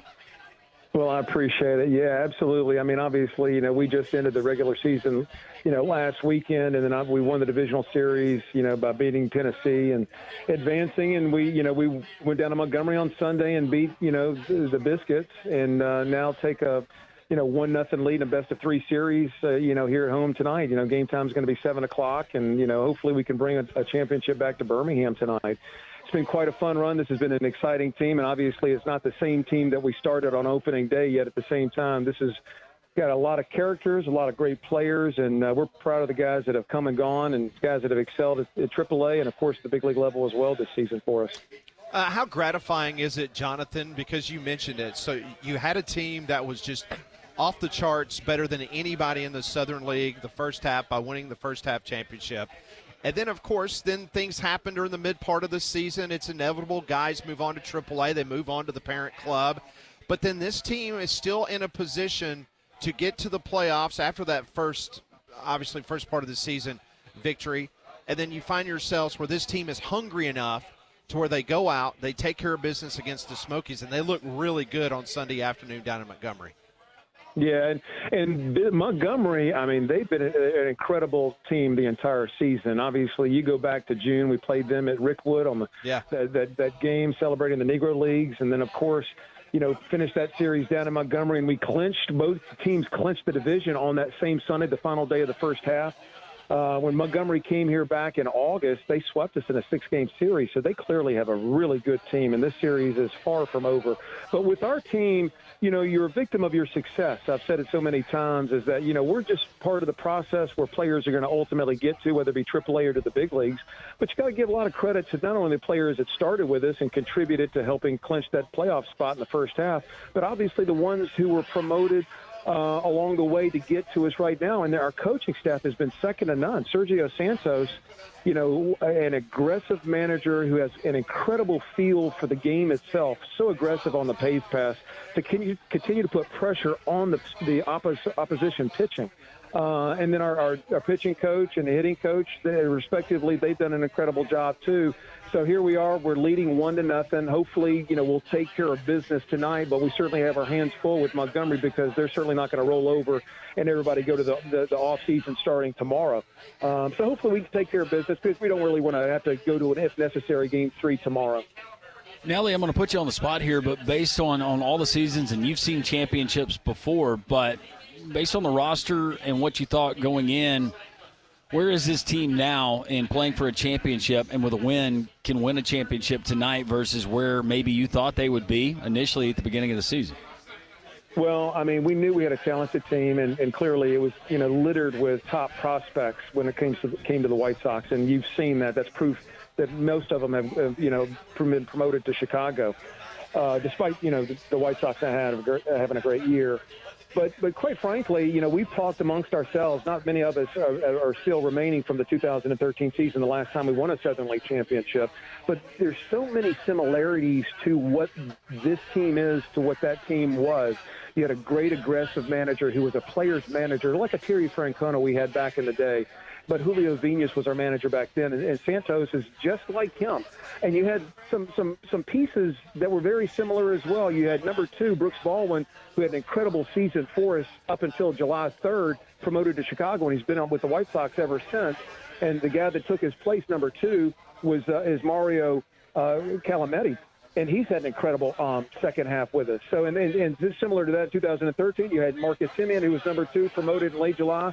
And then Micah Johnson, had an incredible second half that won the Southern League Championship Series MVP. So there's a lot of similarities, but the strength, has, from beginning to end has really been our pitching. And our hitting has been incredible, obviously, over the last week has been unbelievable. But pitching, Noah Schultz, turned in. I mean, he's the top prospect for the White Sox, turned in an absolute stellar outing on Sunday at Montgomery for his only postseason appearance thus far. All right, so tell us about tonight, because you can clinch it tonight. Tell us how the pitching matchup, how that looks tonight for the Barons, and if potentially a Game 3, if necessary, tomorrow night at Regions Field. What's it looking like tonight, Nelly? Well, what I always do, and I went down to the clubhouses earlier today, and I went down and spoke to Montgomery's manager, Kevin Bowles at Linked, and his dad, too, who was a big league manager as well. It's great to talk to them, but they're great baseball people. I always want to get, when it comes to big games like this, I always want to get a feel from the clubhouse managers. I want to see what the mood is. You know, you could see optically when you walk through and you see how people are reacting, but I really want to get a gauge from the clubhouse manager to see how relaxed they are. But I was unable to talk with neither clubhouse managers were in yet. But right now, I feel like our team has been playing loose since we were turning to Regions Field last week. We were ultra loose in Montgomery on Sunday. The pitching matchup, you know, both teams, they're going to empty the kitchen cupboard when it comes to pitching. So they're going to throw everything in the kitchen sink tonight. I feel like we match up really well. But, you know, obviously from a hitting standpoint, I feel like I'm hopeful and optimistic. I'm never going to be overconfident, but I'm optimistic that we can hopefully, you know, complete the deal. And folks in Birmingham, you know, we've had great crowds last week with games 2 and 3. Hopefully folks will be able to come out. The weather's going to be great. 7 o'clock first pitch, gates open at 6:15, and just championship baseball. So hopefully it's going to be a special night here at Regents Field and for Birmingham as well. Nelly, you know me and Pat, we don't ask for much, but in the event of a Barons win and a Southern League title, since we're officially a part of the broadcast team in calling that game versus the Smokies, will Pat and I receive championship rings? There's no doubt I was prepared for this question. Good question. I don't know. But, you know, What? certainly worthy. But here's the thing. On the side of your ring, Landrum, I don't know if we're going to put a radio microphone or a bat boy. It's just a matter of, you know. There's we'll history have to figure there. that out. I mean, We'll have to I've got figure that history out. with the club. I've There's done no things doubt. at different levels. Look, and I'll speak for Pat. For that piece of memorabilia that we could display in our sports rooms with all of our treasured sports pieces, I would be willing to meet you somewhere to mitigate some of those costs on the rings. So How about There's that? no doubt huge parts of the entire season, but especially the game that you guys broadcasted. We really appreciate it. But I'm just It was like a hopeful that we can have 17-hour conversation. game, Jonathan. I mean, Believe we me. basically did 2 games that night. It was the Believe longest game me. y'all played all season long. It's my life. I've been doing this 30-plus years. I recognize a Mark Burley 2-hour game compared to a 3.5-hour journey. Well, and I yes, didn't- You got your money's worth that night. I didn't mind it that much because I conveniently was off of work the next day. Pat actually had to do Yeah, I was working the next day. a so. radio show. But, Nelly, thank you so much. We appreciate it. Good luck tonight, and hopefully all is well. Appreciate it, guys. Thank you so much. Y'all have a great week. You Thanks, as well. Jonathan. That's Jonathan Nelson, the general manager of the Birmingham Barons. You can go see them tonight, hopefully winning the Southern League Championship. Go to barons.com to get your tickets. You were Should be going to a good ask one. if I didn't ask, right? Absolutely, and I'm glad you did. And I'm with you. I will be willing, and I think Conrad and Molly should at least donate to the cause for me and you to have a championship ring. I agree. Yeah. We'll let you wear it, special occasion. You go out to a dinner party or maybe Why did you look at us that way? one of the 35 Why would you weddings. not want your teammates to be happy? One of the 35 Well, weddings that you attend yeah. annually. How much do they cost? It's not about the cost. It's about making sure that me and Landrum are happy. What do we right. get? Yeah. To have 2 teammates that's really happy every I will day. allow you, Conrad, to kiss the ring. That makes me want to donate less. We'll figure something out. Has the fish come yet? No, the fish is not here yet. Do you have a tracking on it? I do. Thank you for being so concerned, everyone. It will be here. It's fine. But It's still in Sweden? Or you're is it saying made U.S. Customs? I have no idea where it is, to be honest with you. But are you saying that you think Alabama's going to lose on Saturday, right? No, I'm just being prepared. Yeah. That's all. We're good. We're good. All right. Trust me. Oh, boy. Famous last words. More from Social Taco. More folks showing up. You can as well. 3-man front, Jocks 94.5.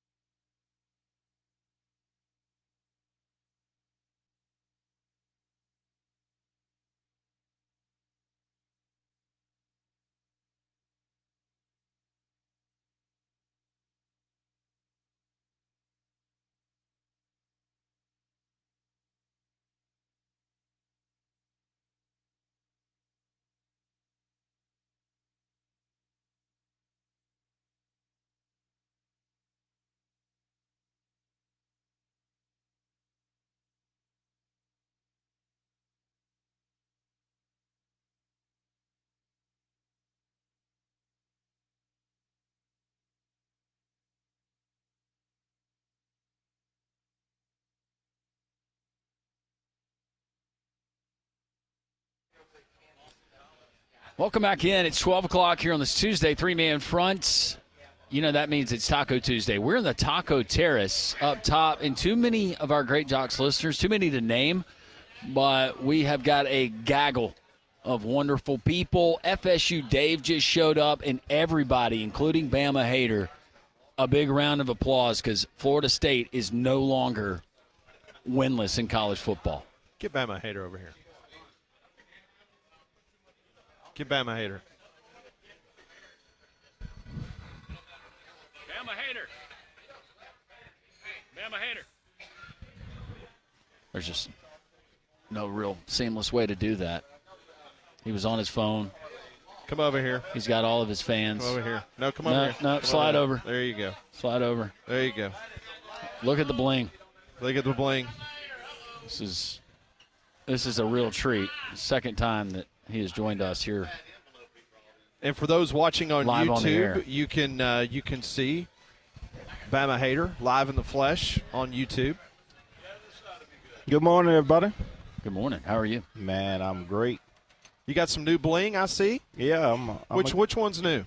The 305 305? is new. Yeah, everybody see that? Well, that thing pops. That's nice. Do you go? Is there a certain website where you get your stuff? Somebody custom made? No, are you custom made? Are you kidding me? No, I can't reveal my sources. Okay. Yeah, it's a personal thing. Now, I've never asked you this question before, but is there a large contingency of Canes fans in Birmingham? I work with two. Okay. I don't know anymore. So we're the three amigos. There you go. Yeah. When was the last time you were this excited about Miami football? Be honest. Last year when we were 6-0. And then it went downhill from there. But don't you agree? But it feels more real. Yeah, this team's got a quarterback. Yeah, I like our chances this year. But, like I said before, at the beginning of the year, we got to go 7 or 8 games before I'm really excited about, the season, because I went through this last year, and I thought about putting my chain in the BFI dumpster when we went 6-0, and then we wind up 7-6. So, hey, I'm riding the wave, and until it overflows me. I don't want any coach speak from you here, but what game on the schedule that's left concerns you the most as far as the matchup? Matchup-wise, Louisville, because they're at home. I know how hectic it is to play there, but I think that's going to be a tough game for us. Hopefully we'll pull it out and, get ready for the ACC championship game for the first time. Alabama, Georgia. Oh man, don't make me say it. No, I want your breakdown of this game. What's going to happen? Okay, let me give you guys my opinion, man. Seriously, I think all this hype of Alabama beating Georgia, it comes from how Georgia played Kentucky.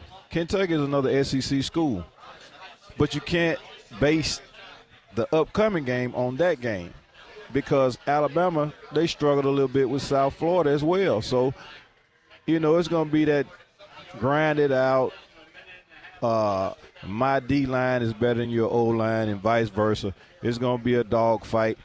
But the only strength I think Georgia has at this point is Bama's weak secondary. But on the other hand, the offensive line for Georgia has to stop Alabama's rush. So how much time is Beck going to have to get the ball to him? It goes both ways. And personally, I think Kirby, if he don't pull another Kirby dumb and coach the same way he did against Saban, having a 10-point double-digit lead in every game, and you lose all games but one. So is his coaching going to be different versus DeBoer, or is it going to be the same way it was when he coached against Saban? Kirby, he's just going to have to come out and show his dominance as far as coaching-wise goes. So it depends on Kirby, in my opinion, and those dumb calls and taking chances when you don't really need to take a chance. Just play your brand of football and don't cater to the other guy. As you can't be intimidated when you play in Alabama. And I like what the coach from South Florida said. We're not playing a logo. We're playing another football game. And that's how you have to go in and looking at it. You can't be intimidated going into the game because you've already defeated yourself in a sense, before the game starts. This might be really tough for you, but what aspect of Alabama has impressed you the most so far this season? I would say the quarterback's ability to get the ball to Ryan Williams and his ability to get open. As young as he is and his first year playing in the SEC, I have to give him credit. But for any team to beat Alabama, you're going to have to contain Miro. So is it a good thing when the DBs cover the wide receivers? Because if they're covered, now here comes the legs from Miro. So it depends on how good those spires are going to be containing Miro after he breaks the pocket. So Kirby's going to have his hands full, and like I said earlier, he's going to have a better game plan than he did when he played against Nick. All right, give us a score. I think Georgia's going to win, I'm going to say 27-24. Okay. Close game. That is. Georgia covers. They cover. If Alabama and Miami were to play on a neutral site. And not Atlanta. Say New Orleans. It's going to be a. What's the point spread? They'll probably have Bama favored by 3 or 4 points. And whichever team gets to 50 first is going to be the winner. If they played at Hard Rock, though. I don't like playing at Hard Rock. Would Alabama have more fans than Miami? No. Not with the excitement that we have this year. The stadium would be packed. All right, so if you don't play the game in Hard Rock, where you play it? We can play in Dallas. Okay. All right, if Miami were to play Auburn on a neutral site, what's the point spread? Man, you see all these Auburn people looking at me. They really are. The score, man, they're kind of staring you down. Man, the score. I think Miami beats Auburn 47-13. Good night. I mean, I haven't seen any DBs from Auburn or Alabama that can cover our receivers and our passing game. That's just my opinion. One thing I do want to compliment you on is because, what we like to do at three-man front, we consider everybody family. And when FSU Dave came in today, you were one of the people that you were applauding for them. You were applauding for Florida State, and you hate Florida State. Was that a sympathy clap, or was that genuine? It's genuine, man, because these guys down here, they're cool people, man. And even though I don't like Alabama, man, most of my friends are Alabama fans. That's the only thing that's wrong with them.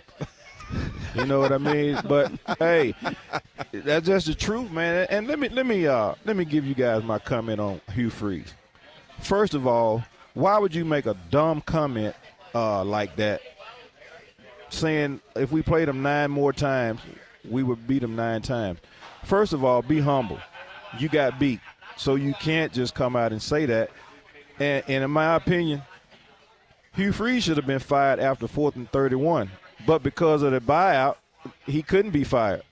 So that was just a dumb statement by Hugh Freeze. He should take notes from the Mac Brown interview after the 70-50 loss.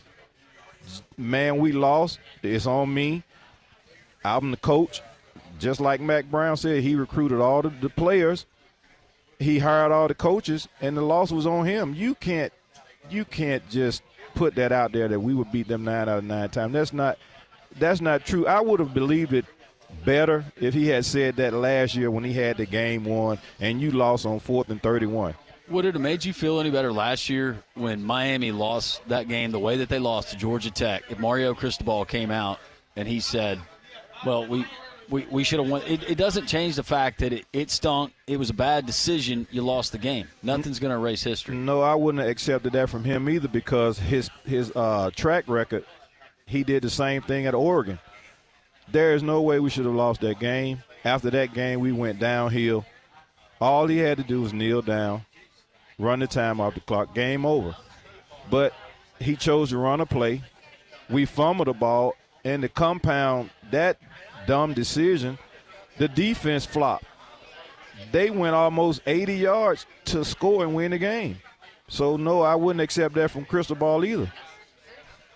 Bama Hater, thanks for joining us. Oh, yeah, man, anytime, man. It's good to come down here and congregate with the people, man. It's just good vibes down here. I appreciate it. You can come and hang out with the likes of Bama Hater and so many others here at Social Taco.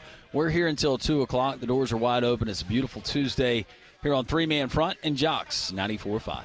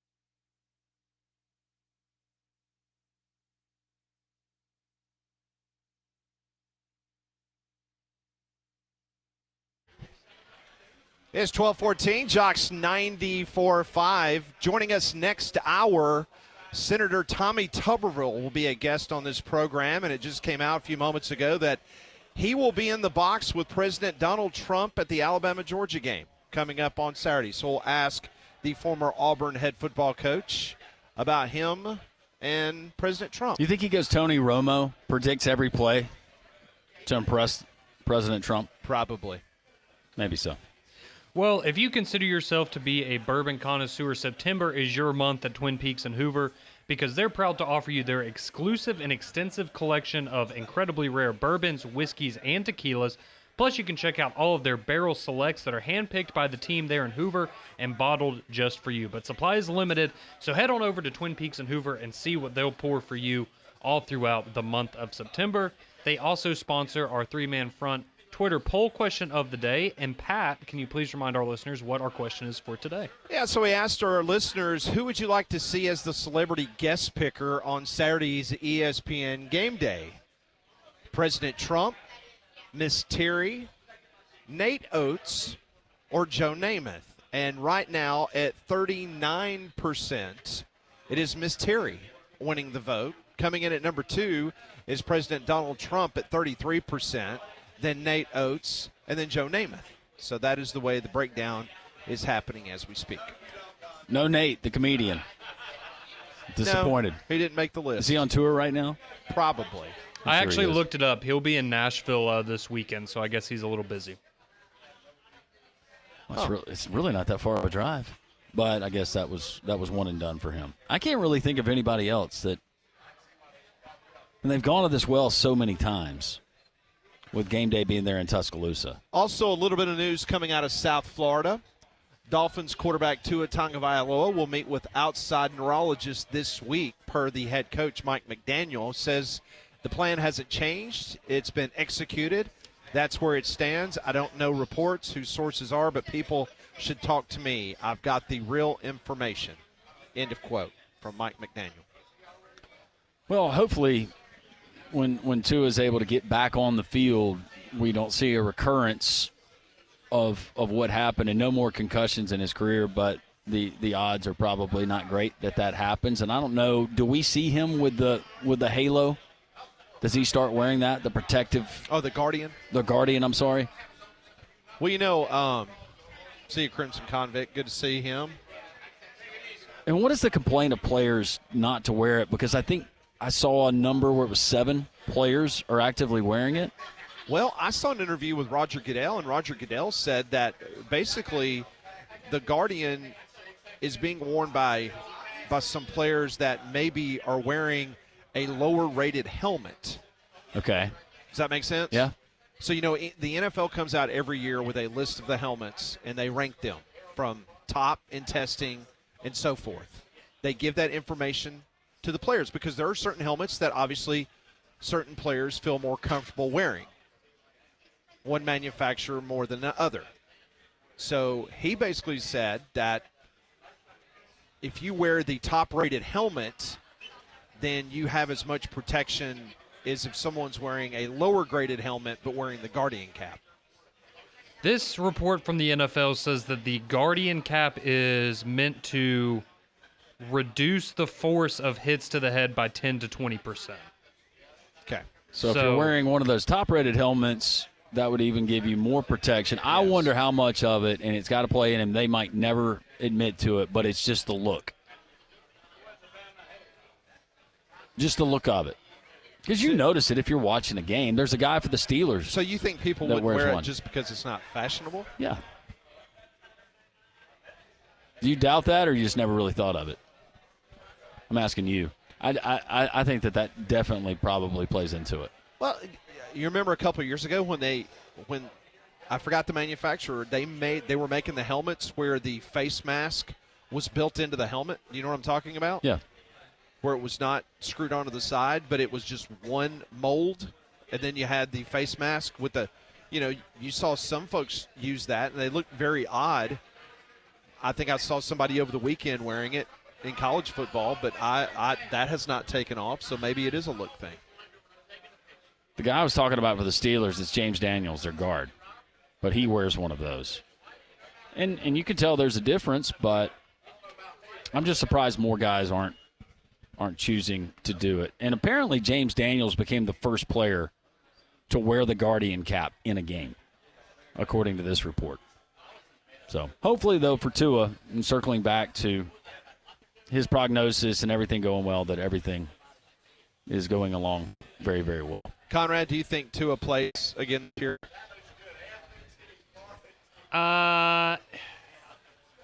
Yeah, right now it feels like he might play. I hope he takes longer than the 4 weeks on IR, but yeah, it feels like he's going to come back at some point.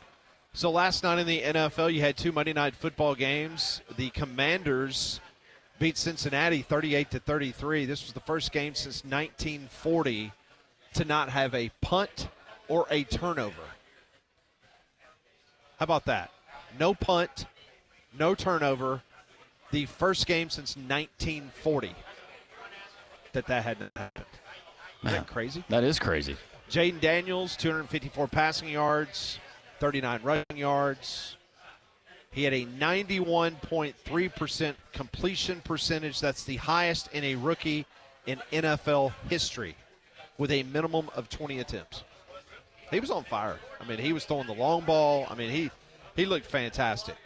Commanders 38 points, their most in a game since 2020 against the Cowboys. So it's been a minute since the Commanders. Bengals fans today, they don't know what to do with themselves. They're 0-3.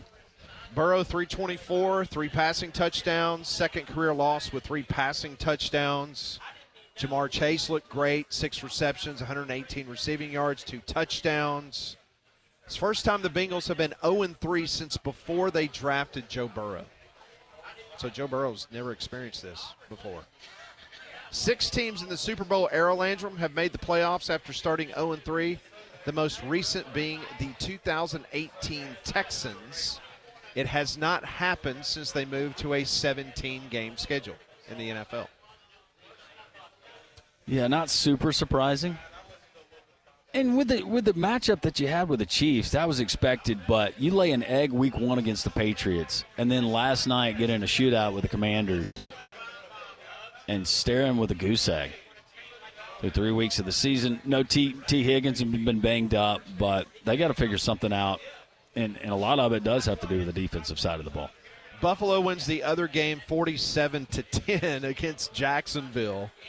The Bills are 3-0 for the first time since 2020. The Bills scored touchdowns on their first 5 possessions. Josh Allen, 23 of 30, 263, 4 passing touchdowns. What do you do with Trevor Lawrence? How much blame do you put on him? He was 21 of 38, 178 passing yards. 1 passing touchdown, 1 interception. It's his 8th straight loss as a starting quarterback. Whoa. Well, he's unfortunately, if you're a Jags fan, he's better than your backup. He didn't look good when he came in. No, he didn't. Fumbled the ball, and he had a guy wide open. We're talking about Mac Jones, wide open across the middle, and I don't want to say what it looked like, but we've seen it here recently when he overshot his receiver by 7 feet and it got picked off. DeMar Hamlin's first interception. Yeah, isn't that crazy? Ever. Yeah. In the NFL. Jags 0-3 for the 3rd time in the last 10 years. They trailed 34-3 at halftime, the largest deficit at halftime in franchise history. The 47 points allowed last night to the Bills, tied for the 4th most allowed in a game in franchise history. Just an overall horrible game. And I feel for our good friend, Mr. Shadrick, down in Jacksonville. Yeah, I've got a buddy that he spends part of his time here. He spends part of his time managing a company down in Jacksonville, and he's had Jacksonville Jaguars tickets for a while, and he's really down in the dumps because he's leaving sometimes on red eyes here Birmingham on Sunday morning to get down there to go and watch games, and it has not been good so far for Jacob, my Jags fan buddy. Yeah. If you missed our interview earlier today with Mike Griffith, you can download the 3-Man Front podcast. He kind of gave us a preview of what he's working on from a writing perspective in the AJCDogNation.com in regards to this game coming up on Saturday night. We also heard from Tyler McComas. He's a talk show host in Norman, Oklahoma. Did not give us a lot of warm and fuzzies about Oklahoma coming to Auburn, but the defense will travel, so that should be an interesting contest. And we heard from Jonathan Nelson, the general manager of the Birmingham Barons, about their big game tonight. They can clinch the Southern League Championship down at Regions Field. Go to Barons.com for tickets to that game. Game 3, if necessary, tomorrow night.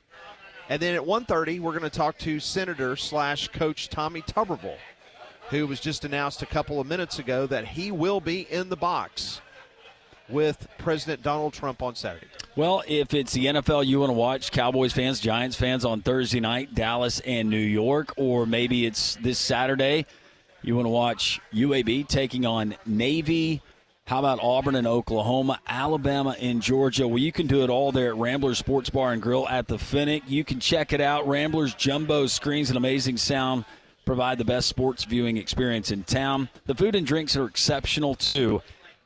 You want to watch it, they're going to have it, including NFL, Sunday Ticket, and Red Zone. The picture quality, the sound, the audio is state of the art. They took their time in getting it right. You need to check it out. It's Rambler Sports Bar and Grill, open Wednesday lunch. So tomorrow, beginning at lunch through Sunday night football, 1630 2nd Avenue South near Railroad Park. It's Rambler Sports Bar and Grill there at the Finnick. All right, so what would a college football season be without more lawsuits, right? We don't have enough of them, and this is breaking as we speak. There is a battle brewing between the Mountain West and the Pac-12, and it's now moving into the courthouse. The Pac-12 has filed a legal complaint on Tuesday over millions of dollars in penalties that the Mountain West believes it is owed for the acquisition of 5 Mountain West schools, describing the penalties as unlawful, unenforceable, and a violation of antitrust law. The league made the filing Tuesday morning in the U.S. District Court of Northern District of California, seeking declaratory relief on the judge. Mired now in a realignment struggle for members, the Pac-12 and Mountain West, often thought of a sister league, are at the center of the latest conference realignment shakeup and a rebuilding effort. The Pac-12 has already acquired 5 schools from the Mountain West and has an offer out for at least one more, UNLV, which is as of 11 o'clock Birmingham time, they had not made a decision on its future.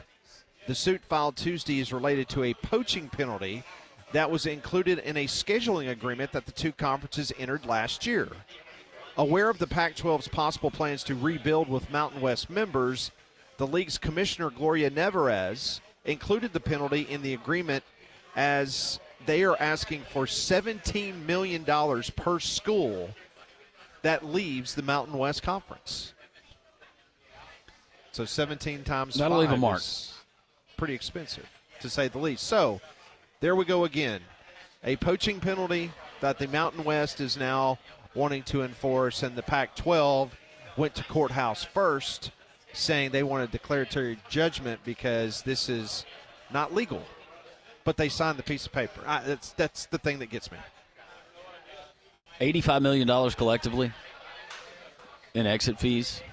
But is there any guarantee, just what an understanding in writing about what that contract's going to look like and what would be the comparison to what you currently have in the Mountain West?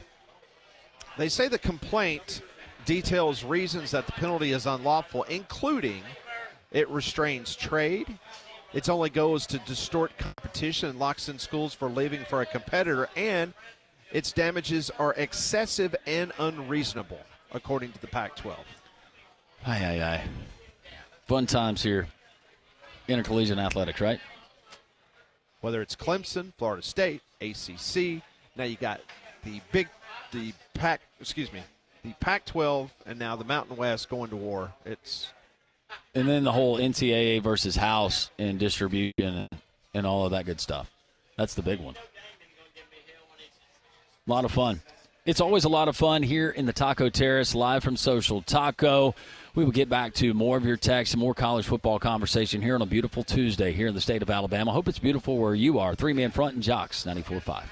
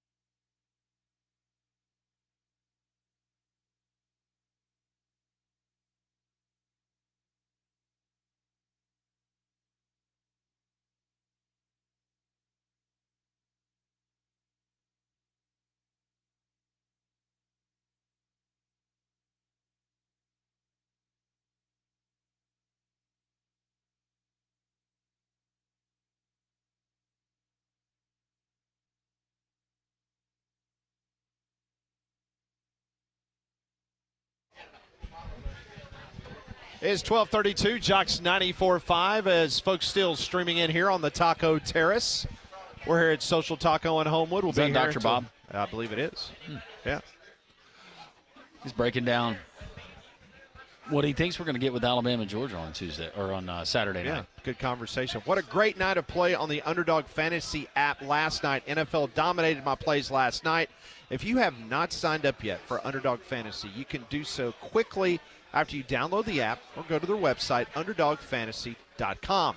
You are seconds away from enjoying the best fantasy experience you can have in sports. Download the Underdog Fantasy app today. You need to use the promo code 3MF. The thing I love about Underdog Fantasy is that I have the ability to win some real money while I'm watching my favorite players play every single night. You too can be a winner tonight by playing some great matchups in Major League Baseball, like the big series in Atlanta as New York comes calling. Download the Underdog Fantasy app, sign up with the promo code 3MF.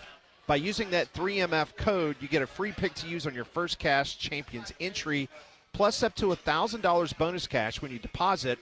Playing Underdog Fantasy, you can win up to 1,000 times your money just by choosing higher or lower on your favorite player's stats. Download the Underdog Fantasy app, use the promo code 3MF to claim your new customer special of a free pick and your deposit offer today. Must be 19 plus in Alabama and present in a state where Underdog Fantasy operates. Terms apply. Concerned with your play? Call 1-800-GAMBLER or visit www.ncpgambling.org. You know, something that hasn't gotten a whole lot of discussion, and we'll continue to track it because this is kind of new with Hurricane Helene and tracking towards the Gulf Coast, different spaghetti models, most of them showing it where it's tracking off to the east. But there's just a few. There's one that I saw, and I'm trying to remember the actual – it doesn't matter. Anyways, there was one that came right through the state of Alabama, but based on the way that it's tracking, I don't see where a whole lot of – well, if it's games here in this state, Alabama being on the opposite side, and in Auburn and Oklahoma, where it would impact games. And, of course, UAB taking on Navy here at Protective Stadium on Saturday. But that is certainly something to keep your eye on because we've already had FAMU and also Alabama A&M. They've had to move their game.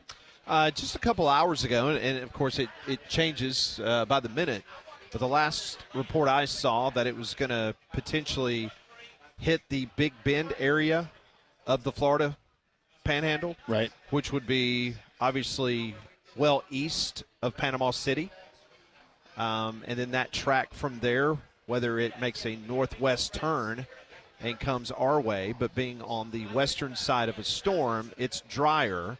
But those on the eastern side will experience heavy rains. So just by going 50 miles one way or another may affect weddings at the beach this weekend in Orange Beach or a football game in Birmingham or Tuscaloosa. You know what's crazy is because I remarked to my wife, and I don't want to say that I'm this powerful where I speak it into existence, but I said, aren't we almost – when is hurricane season going to be over? And it seems like they predicted that this was going to be one of the worst. And then all of a sudden we get one that forms there in the Caribbean and is now making its way to the Gulf Coast. Hopefully everybody's okay, but it looks like we could get maybe a little more impact by the time it makes landfall than maybe originally expected.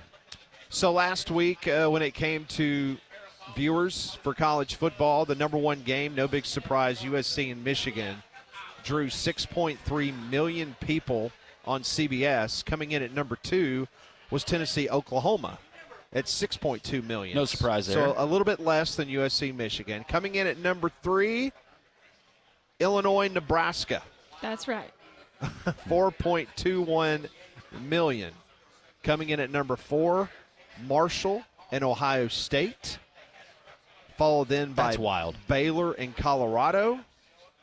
UCLA and LSU at 2.7 million, and Florida, Ole Miss, that should be Florida and Mississippi State on ESPN, 2.6 million. Do you believe that Alabama and Georgia will garner the most ratings this weekend? No doubt. Oh, absolutely. No doubt. It'll be a big number. Big, big fat number. It's not just happenstance that certain people are deciding to attend this game. No. They know all the eyeballs that are watching. You don't even consider the ones in Alabama or the fans of Georgia or just the SEC footprint, but how many Big Ten fans will be watching this game, or just college football fans? I think there'll be plenty of people in Austin, Texas. You know, they'll be on their screen. They'll be paying very close attention to it. I mentioned it earlier in the show, but now certain books are putting out. I'm talking about Las Vegas books. They're putting out some future lines or updating the biggest games of the year. And right now, Alabama at Tennessee, Bama is a 1-point favorite, according to DraftKings.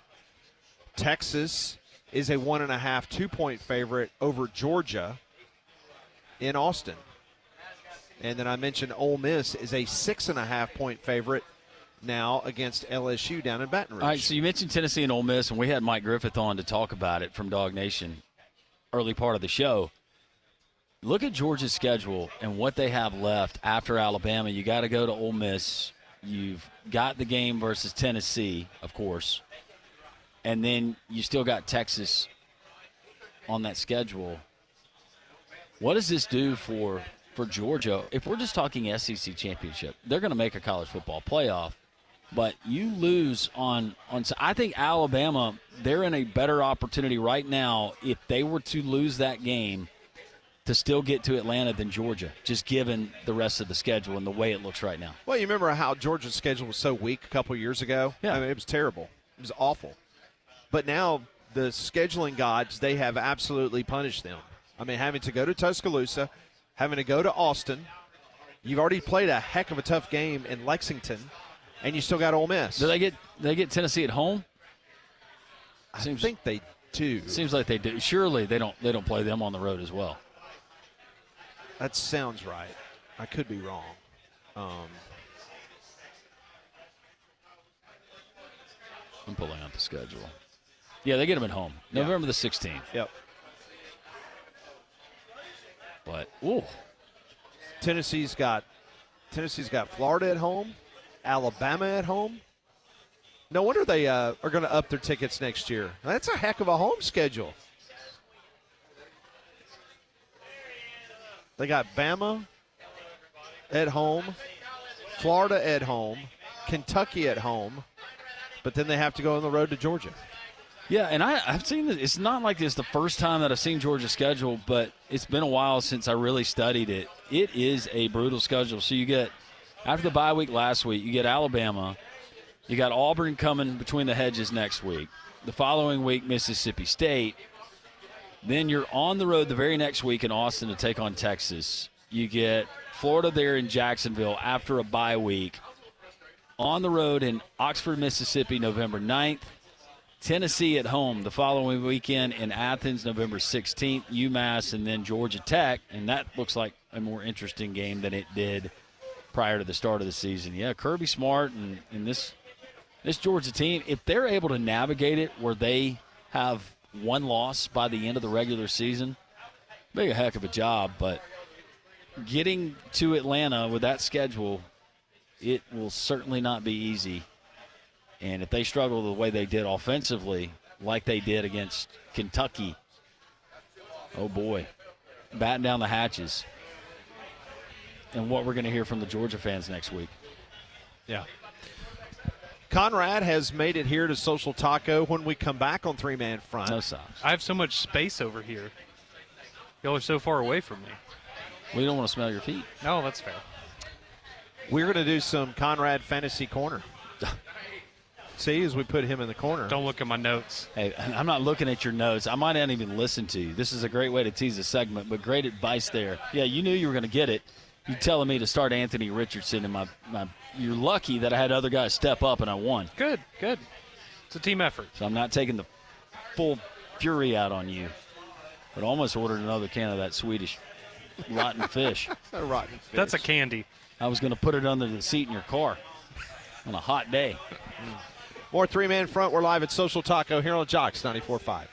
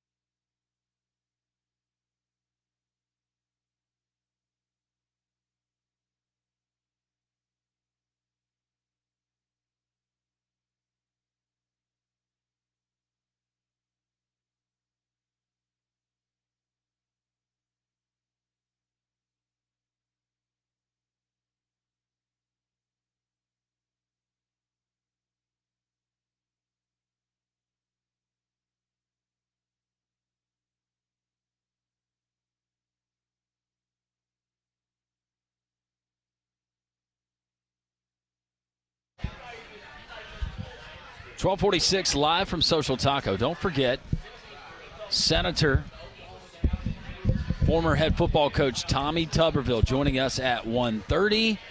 We will, I guess, is it disrespectful to say Tubbs now? Since he is a distinguished senator. Yeah. Okay, we will talk with Coach Senator.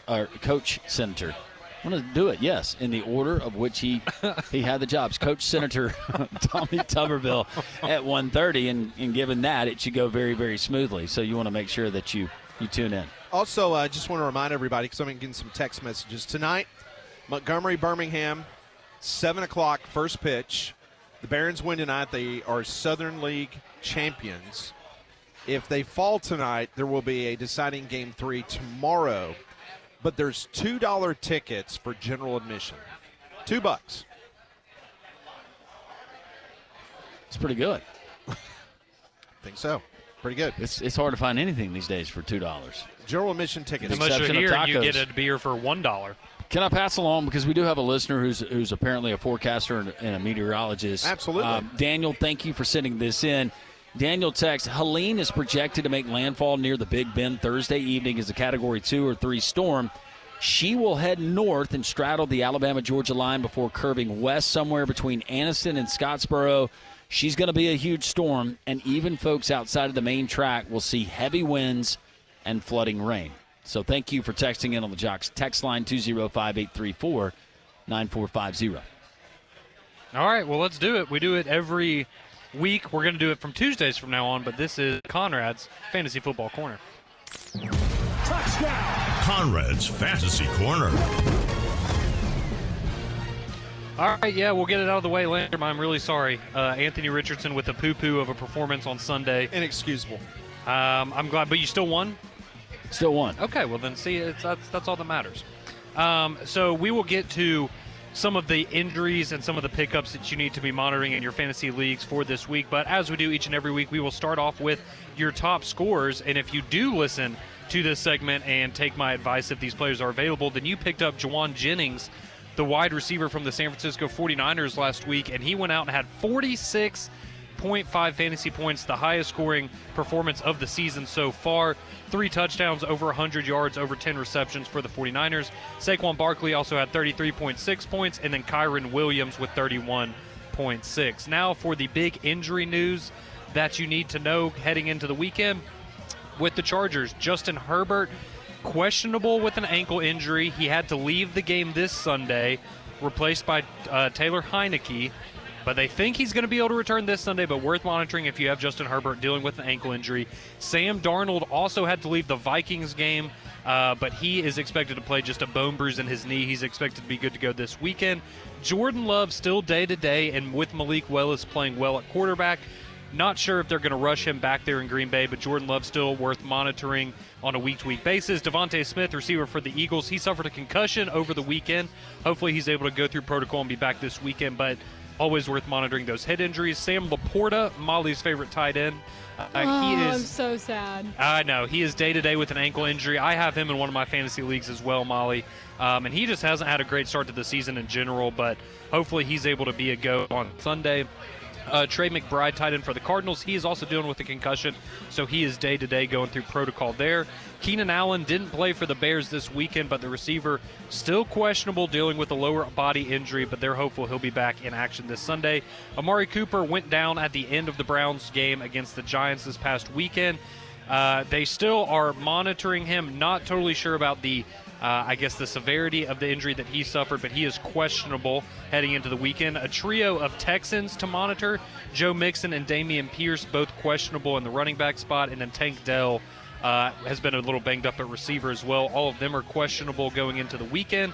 If you are a Rams receiver owner, I know you're very eager to get those guys back. Cooper Kupp looking like he'll be back not this week, but the week following, October the 6th. But Puka Nacua still going to be about a month before he's able to come back. Jordan Addison, receiver for the Vikings, he missed this past weekend. He's expected to return this Sunday, and another weapon there for Sam Darnold, who's had an excellent start to the season. A.J. Brown missed last week's game as well for the Eagles. He's expected back this weekend. For the Steelers, running back is banged up as a whole for them. Both Najee Harris and Jalen Warren currently questionable with lower body injuries. Austin Eckler, running back for the Commanders, he suffered a concussion last night, and with it being on Monday Night Football, maybe that puts him in jeopardy of playing this weekend. Kenneth Walker missed a few weeks for the Seahawks there at the running back spot. He is still questionable. Looks like he'll be back either this week or next, but if he's not back, Zach Charbonnet has been excellent filling in for him. And then Deebo Samuel for the 49ers. He's still doubtful, which is why Juwan Jennings had such a big week this past Sunday. So keep an eye on him. Looks like he may miss another week. And then George Kittle and Brock Purdy are questionable for the 49ers as well. And then wrapping up, as we do each and every week here, with some players to keep an eye on, potentially pull off that waiver wire tomorrow. So at the quarterback spot, I can't believe I'm saying this, but yeah, Sam Darnold. You could do a lot worse right now. He is playing like one of the top quarterbacks in the NFL. If he's still available in your league, definitely worth at least stashing him on the bench. We have Braylon Allen, the running back for the Jets. We thought it was going to be the Breece Hall show, but Braylon Allen has really shown something there on the ground for the Jets. So he's available in a lot of leagues. Again, Juwan Jennings, if you missed him last week, receiver for the 49ers, had a big week. Quentin Johnson had another touchdown, now back-to-back weeks with a score for the Chargers wide receiver 1. He's available in a lot of leagues. Alan Lazard for the Jets, another target, now has 3 touchdowns in 3 games for the Jets. Tyler Conklin, a big week last week, had 17 fantasy points at the tight end spot. So another piece for the Jets there that might be worth a look. And then Cole Kmet had one of the best weeks. I think the top scoring tight end this past weekend with 25 points there for the Bears. So all of those guys worth a look. And then defenses I'm looking at going into this week, if you're looking for a defense, Steelers playing the Colts and Anthony Richardson. Sorry, Landrum, but based on what we saw last week, probably not a bad pick there. 49ers taking on the Patriots. We know the Patriots offense is horrible. The Titans taking on the Dolphins. Dolphins offense was horrible without Tua. So anybody playing the Dolphins while Tua is out, probably a good play. And then last but not least, the Raiders as they take on Deshaun Watson and the Browns, who continue to struggle on offense. So that is your fantasy football roundup for the week. All right, so let me ask you, how are you doing in your league? Molly, how are you doing? Landrum, where do you currently stand? Conrad's undefeated. I am. I'm 2-1. Molly? I haven't won a game. What? Yeah, I'm over. Do you not listen to the corner? Do you not listen to the fantasy corner every week? Yeah, but She's skeptical. Yeah. Why are you skeptical? Why are you not all in? Well, half the time when Conrad lists these players, a lot of them are already taken in our league.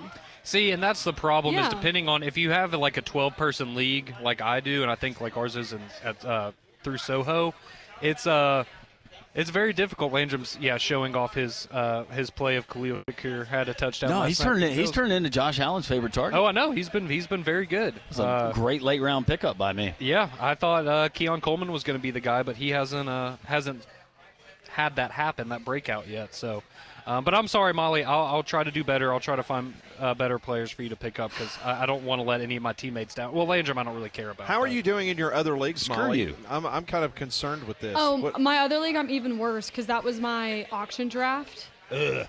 Yeah, I That's know. terrible. And I was on auto bid, and I bid like $100 on Christian McCaffrey. Oh yeah, on that's accident. the auction one on accident. Yeah. All right, so Anthony Richardson, he takes on a Steelers defense this week, as you said. Aaron Rodgers takes on the Denver Broncos. Yeah, I would take Aaron Rodgers. Yeah, well, I'm starting him. No thanks to you. Okay. Well, that's fine. Sometimes you have to pave your own path, Landrum. I feel like, I thought that you could be objective, but since we're in the same fantasy league, you tried to sabotage my lineup last week. I would right, only Pat? do Is that if not I'm what it playing seems like? you. Sounds exactly what he was doing. Only if I'm playing you. I trust your professional fantasy opinion. Thank you. I appreciate that. By the way, your wife and your mother-in-law are here. They are. They are.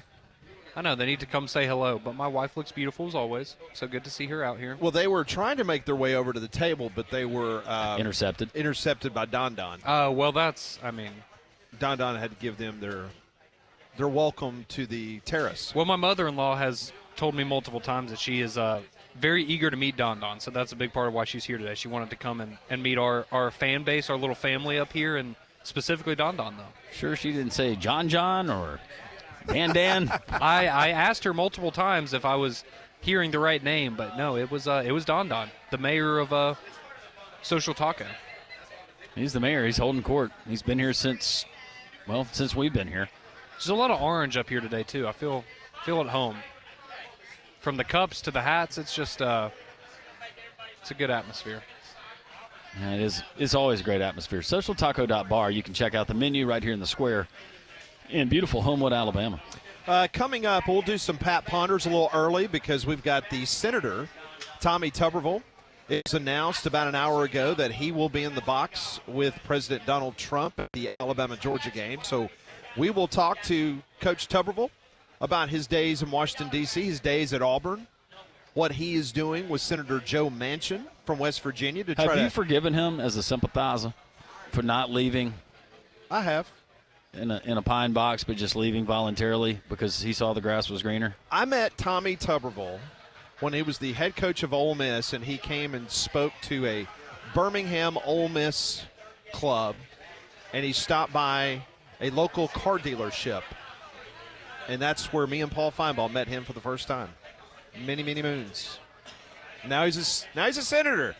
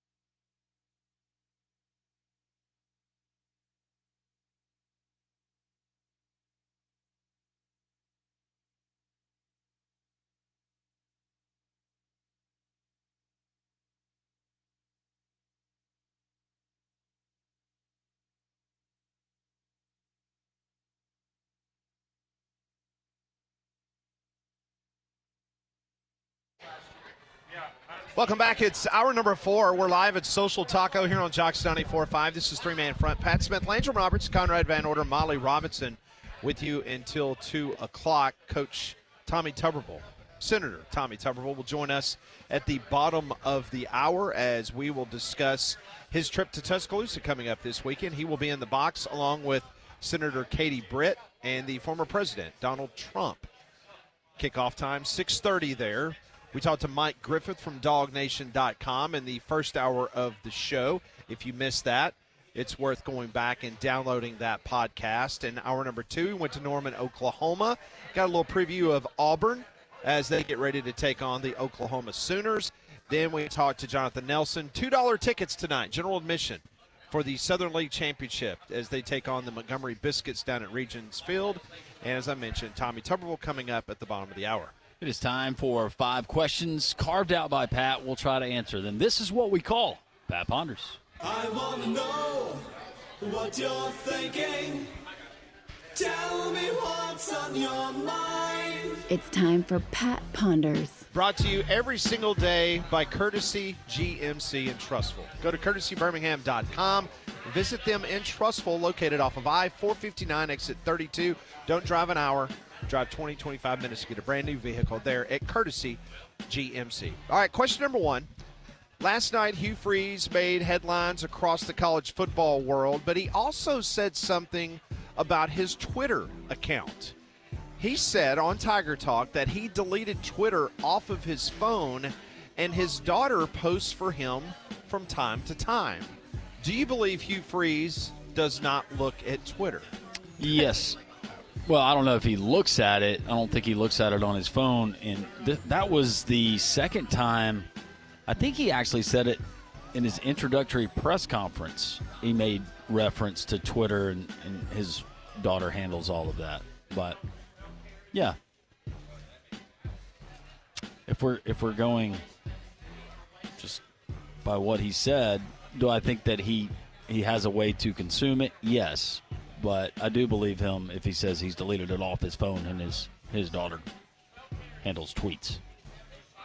Yeah, I'll buy that totally, that his daughter, goes on there and posts a lot of his stuff for him. But, I mean, it's like all these coaches that say, oh, we don't listen to the media. We don't know what y'all are saying about us. Like, whether it's him directly accessing Twitter or somebody that, hey, this is what's being said on Twitter. Like, you have I feel like you have to have your finger on the pulse of the fan base and what they're saying. So, do I believe he doesn't look at Twitter? No, but I do believe that, he probably doesn't have the app on his phone and his daughter posts for him.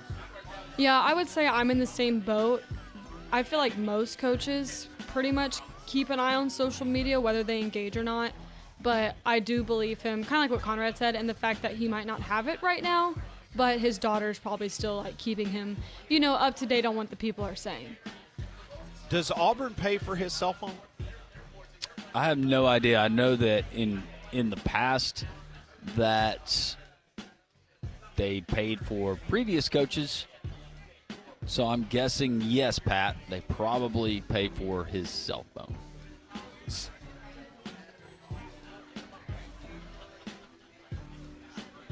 Question number 2. If Taylor Green would have quarterbacked Auburn on Saturday, does Auburn win? Yes. Well, it depends on who's the quarterback on the other side. If, right. If Johnny Manziel's coming back and quarterbacking Arkansas, then no. But, yeah, if the quarterbacks were swapped, yes, Auburn would win. I believe that Taylor Green, if they designed the offense and the play calling for him to run the football, now he's not going to set the world on fire throwing the football. That was brutally apparent. Okay, we'll give him the 58-yard touchdown pass, but I mean, dude completed like 45% of his passes. If Taylor Green's running the ball against that Arkansas defense, I think they have success, but I'm not willing to say that they win the game. He is hell-bent. You remember yesterday? Diego Pavia. I mean, he is like he has planted his flag, and that's fine. He's like Hugh Freeze. Like, we play them 9 times, we win. 9 times. Well, I'm just saying the opposite. I'm actually saying that right now I think that there's something to Conrad and the 2 witch sisters that got kicked out of Tuscaloosa and had to move to Auburn and the weird stuff. I think reverse voodoo is now happening inside of Jordan-Hare Stadium. Anytime you take a blood oath, you really never know how that's going to end. So no. I'm still suffering the consequences of that one. Yeah. Molly, did you agree with Landrum? Yes, I agree. Okay. All right, next question. Much to Pat's chagrin. After getting pounded 47-10 by Buffalo last night, is it time for the 0-3 Jags to bench Trevor Lawrence? No, because of what you have behind him. Yeah. No. Unless you're going to go out and make a trade. Go get Gardner Minshew back. I will just say this is like Fitzmagic still got a little bit left. Not to go off on a tangent, but the way they did Gardner Minshew was so messed up. He was very, very capable. I mean, remember, this was a guy that was going to transfer to Alabama to basically be a coach, right? He was going to transfer here, sit on the bench, and start his coaching career. And he's turned into a average NFL quarterback, which is remarkable. But no, I don't think you can't bench Trevor Lawrence. He's making too much money, and I know it's fun to look at Mac Jones' preseason highlights and imagine what if, but think about his career, though, if that happens, because he's going to be a coach. He was at East Carolina, right, originally, and then he got recruited out to Washington State, played for Mike Leach, and then put up just crazy, stupid numbers, right? Yeah, he has a very good – I'm glad they're making friends. And Don has made his way over to the table, occupied by Conrad's wife and his mother-in-law. We will keep a close eye on Someone please send me a picture. Table 7. Oh, Pat's already on it. Oh, gosh. To be a fly on that your mother-in-law's, air duct right your mother-in-law's laughing. That could be a good sign. No, it was funny. Don went up to her and was like, "Oh, I know you." She was like, "What?" He's, "Oh yeah, I've met you before." No, I don't think we've met before. Hey, the holidays are approaching. What if Paige is like, "Conrad, sit down. I got something I need to let you know." We're not. Don's going to be at our house for Christmas. In what context? Just family. Just family. Just family. Hanging out. That would insinuate He's got his something. cousin. He's got his cousin Eddie. Get up, going. I was about to say you. Can we move on to the next question? He made his snackerdoodles. Can we move on? Molly, did you answer? Could somebody bail me out? No, I would not put Mac Jones over Trevor Lawrence. There you go, Conrad. Thank you. All right, next question. We can all agree Notre Dame paying Northern Illinois $1.4 million for the game in South Bend was the most expensive loss, not just financially, but also embarrassing. Who would be number 2 this season? I'm going to give you some options. FSU paid Memphis $1.3 million and lost. Mississippi State paid Toledo $1.2 million and lost. Or North Carolina paying $500,000 to James Madison and lost. I'd probably go Mississippi State just because of how bad that game. I mean, it was that was an absolute blowout. And the JMU one over North Carolina is pretty bad, but at least you're paying them half or less than half. And JMU's been good. I know Signetti, he's gone to Indiana and he's doing great things there. But I'm with you, man. It's got to be Mississippi State. That was bad. Oh, it's definitely Mississippi State. Yeah. $1.2 million for the powerhouse of the MAC. Talk about a day trip, a business trip. Hey, by the way, did you see where the Northern Illinois, what they did after they beat Notre Dame? What did they do? Did you see what they did over the weekend? No. Oh, when they lost, yeah. They lost. Yeah, no, they lost. Well, they were like a 20-plus point favorite. You can't ever trust a MAC team. Nope. It's the truth, Pat. You can't. Well, it's because they didn't play on Tuesday night. Well, Bowling Green. What did Bowling Green do?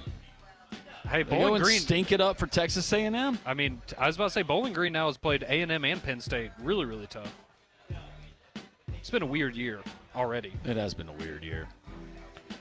All right, next question. On this date in 2000, these two NFL players that played Alabama high school football just 52 miles away from each other made headlines due to an altercation at midfield during a game. Would you like to guess the players involved or the two cities where they played high school? It was T.O., and he played at Benjamin Russell in Alex City. Oh, man. Why is the name escaping me right now? Wasn't Teague, was it? I can't think of who it is. I know what, I mean,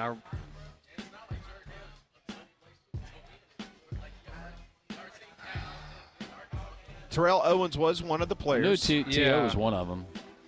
He had caught a touchdown pass. He ran out to the star. Yes, yes. Then Emmitt Smith scored a touchdown, and Emmitt Smith ran to the star. And Terrell Owens got another touchdown, went to the Star, and then he was attacked at midfield by another Dallas Cowboy player. Yeah. Wasn't Teague, was it? It was George Teague. Okay. Did he play at Jeff Davis? Jeff Davis. Played at Jeff Davis in Montgomery. Sure did. I couldn't remember because I remember George Teague and just the two timelines of their careers. Mm-hmm. Isn't that crazy? That does make sense. Because is this when T.O. played for the 49ers? Yes. Yeah. Yep. Because I thought it involved the Cowboys, but it wasn't when he was on the Cowboys. And the fact that he played at Chattanooga. Yeah. There's a few people like that you're just like, how did you fly under the radar the way that you did? Jerry Rice would be a great I was example. about to say he's crazy, but Antonio Brown, same thing, Central Michigan. All right. Since I'm feeling festive today, since we're at Social Taco, I will give you a bonus question. It's been a while since I've given you a bonus question. Landrum, you've been good. Or have I? He's been good at it. As you guys know, Leanne did some traveling, my wife, a couple weeks ago, and unfortunately the airline lost her bag.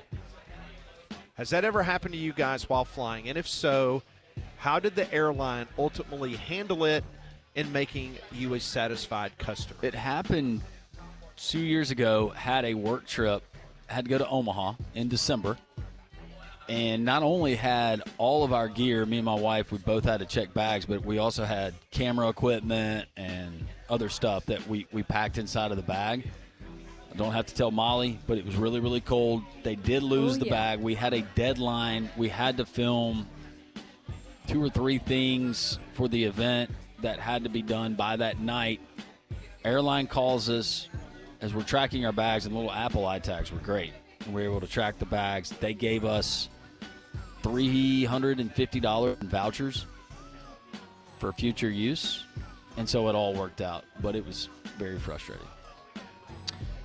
Yeah, I actually had it happen when my mom and I, going to sound real snobby here, but when my mom and I went to Europe and we were flying, first class. We went, no.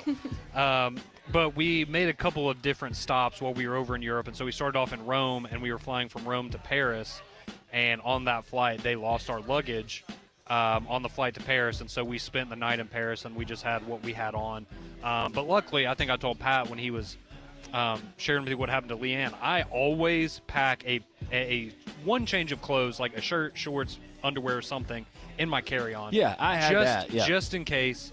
So fortunately, we did that, and it was fine, and we ended up getting the bags the next day. And, I mean, it was fine. Like, they brought them to the hotel we were staying at. I think they paid for – we didn't have to – like, we got a partial refund on the travel, and, you know, it wasn't a big deal. It was like a 12-hour, you know, thing. So this was like 10, 12 years ago. My family, we went to Hawaii for Christmas. And when we were coming, and we stayed on Oahu. Oh, no, this was on Kauai. So we went from Kauai to Oahu, then Oahu to Denver, Denver to Dallas, and then Dallas to Huntsville. It was like a 24-hour travel day. That's so confusing. I know. And then we get to Huntsville because we lived in Michigan at the time, but we were doing the rest of the holidays with my family that still lived there. And we get to Huntsville and we don't have our bags. And mind you, this was already a 24-hour travel day. Very jet lagged, very tired, and then. You know, I don't remember exactly what happened because I was like 10 years old, but I just remember my parents at the counter, and then we got to my grandma's house, and all of a sudden, 2 of the airport staff at like 3 a.m. were knocking on my grandma's door, like, we found your luggage. Oh, wow. So we got it back, but. But did they do anything for you? I don't really remember, honestly. I was, like I said, I was like 10 years old, so. It's frustrating. The Apple tags. That's a must. What's frustrating, though, is when you get to your destination and you're checking your app on the Apple tags and you see that both of your bags are sitting on the conveyor at Shuttlesworth. Those are lifesavers. Well, the problem for her was she got on, they made her valet her carry-on. Yeah. So that's all she had. And she's doing the right thing, packs a carry-on, and then they tell her there's too much crap in here, and you got to check it. And so then it was supposed to be given back to her in Charlotte from Birmingham, and she got off the plane in Charlotte. Yeah. They don't know where it is. So then she gets to Louisville, and there is no bag. And so she's at a professional conference for a good day and a half, and like what Conrad said, that's good practice. I'll take a pair of boxers, gym shorts, T-shirt, some socks, just something, and then toiletries like deodorant, toothbrush, a few other things, and keep that in my backpack, and that goes with me everywhere. But then there's certain things that, and then when you're there for work, you're not there for just pleasure. It's not like you're going to the Caribbean where you go and buy a bathing suit, a pair of flip-flops, and whatever. You're good. You don't care, but especially when you're in Omaha, Nebraska in December. Well, apparently the Louisville airport shuts down real early. Like, of course they do. like there was like nowhere to even buy a "Hey, I love Louisville" T-shirt. Yeah, I mean nothing, zero, and it wasn't like she got there at midnight. I mean it was just like rolling up the sidewalks real early there in Louisville. I spilled something. I was in Louisville, as a matter of fact, and this was probably 10 years ago. It was for the volleyball national championships. And just my casual wear, I had my work stuff, but my work stuff was done, and just to go out, and I'd spilled something all over what I was wearing, and I didn't have another warm thing to wear, so I ran down the street to the Hard Rock and bought a Hard Rock Louisville there you go sweatshirt. This is kind of related. Have you ever been to the unclaimed baggage store? Up in Boaz? Yeah. I've never been there. I know people that have. They have really good. I'm just saying, my friends, I went there in high school one time. It's good stuff for cheap. Just saying. That is today's Pat Ponders, brought to you by Courtesy GMC in Trussville. Visit them online at courtesybirmingham.com. Coming up at 1:30, Senator Tommy Tuberville is going to join the show. We'll talk college football. He's scheduled to be in Tuscaloosa this weekend for the big matchup with Alabama and Georgia. Three-man front live from Social Taco here on this Tuesday. Jock 94.5.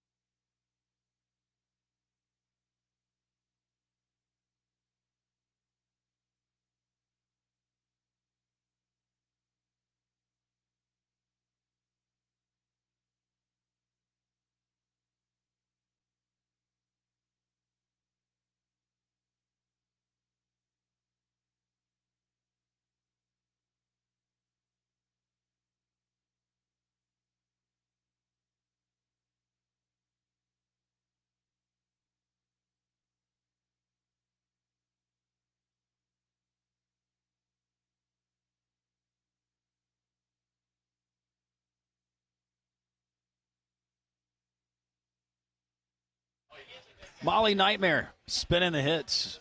Landrum Conrad. Pat here live from the Taco Terrace, Social Taco. We still got folks that are hanging out. Some folks that are, they've been here for the entire show, plus some. Helping us get set up. We always appreciate it. We're here broadcasting till 2 o'clock, but the doors are open all afternoon. Don't forget, it's a nice day for the patio, or if you want to come inside, the half-off happy hour, 3 to 6 Monday through Friday, half-off drinks and appetizers. Our friends here at Social Taco.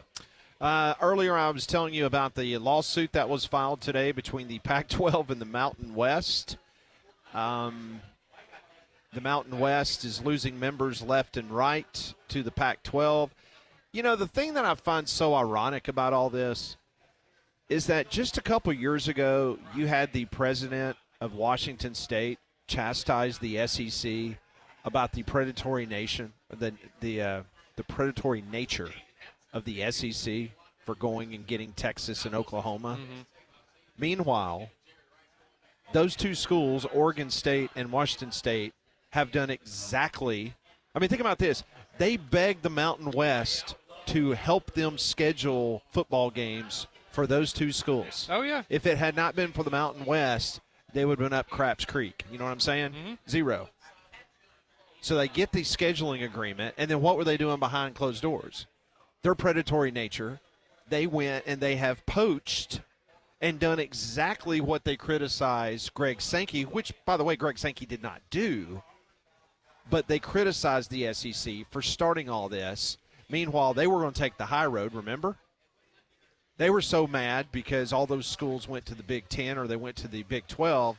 Now they're doing the exact same thing, and they've poached basically and ruined and eliminated the Mountain West Conference. What do you expect, though? Is poach or be poached now? I was about to say, why do people believe these alliances in college athletics? Like, everyone's trying to – it's survival of the fittest, right? You're trying to take care of your own, and you're not really worried about what it takes to get there. Yeah, the good old days are how you used to do it. Now it's just about survival and trying to put your conference or your school in the best possible situation for the future. And a lot of this went out the door with the House versus the NCAA settlement, and now the revenue and what that potentially could look like.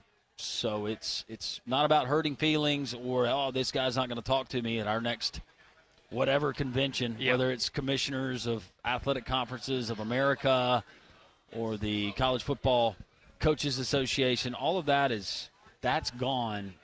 You got to just find a way to get yours. So I don't fault these conferences, but it does look funny now. Well, and it's comical because, like you're saying, Pat, they're doing the same thing, but they're saying, but it's not Texas and Oklahoma. You know, we're worried about the Utah States. Yeah, of the like world. nobody We're not cares. worried about Texas and Oklahoma. Like, right. That was way worse because of how big the brands are when, at the end of the day, you're doing the exact same thing. You just don't want the blame because, oh, well, it's not as big of a brand. Think about UNLV right now. That would be a really big get for that new pack, just based on their yes. I know it's Vegas and that market and all of that, but based on what Coach Odom has done for that football program. Think about this. UNLV controls the fate of two conferences. Yeah. All of a sudden, they are the most powerful program right now within the last 24 hours in college football because they have an offer on the table from the Pac-12. They also have an enhanced offer to stay in the Mountain West. And if they stay in the Mountain West, then they're going to get paid a little bit extra.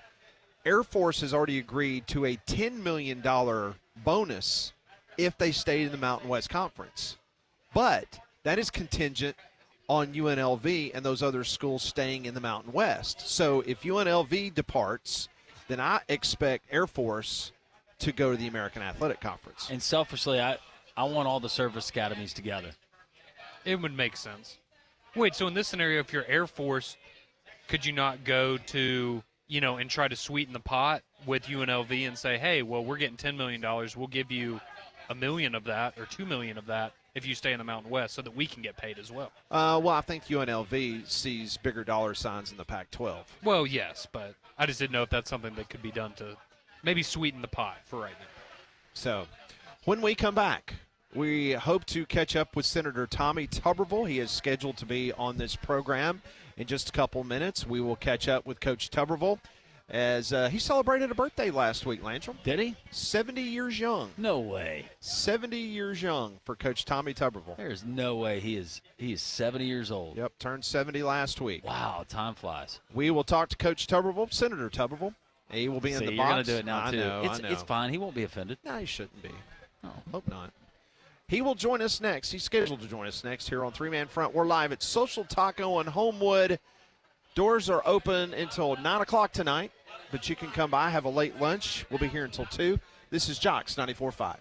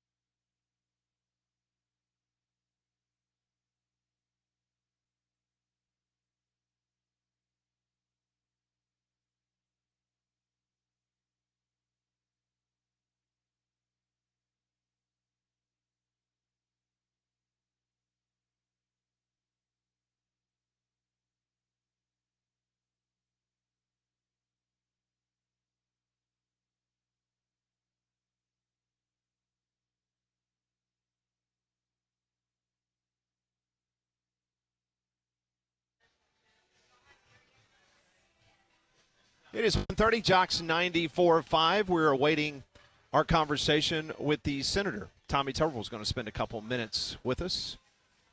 Celebrated a birthday last week. He will be in Tuscaloosa with President Donald Trump, Senator Katie Britt, as they'll be in attendance as the Alabama Crimson Tide host the Georgia Bulldogs. How would he try to defend Alabama's offense? Just asking. How do you think he would try to defend it?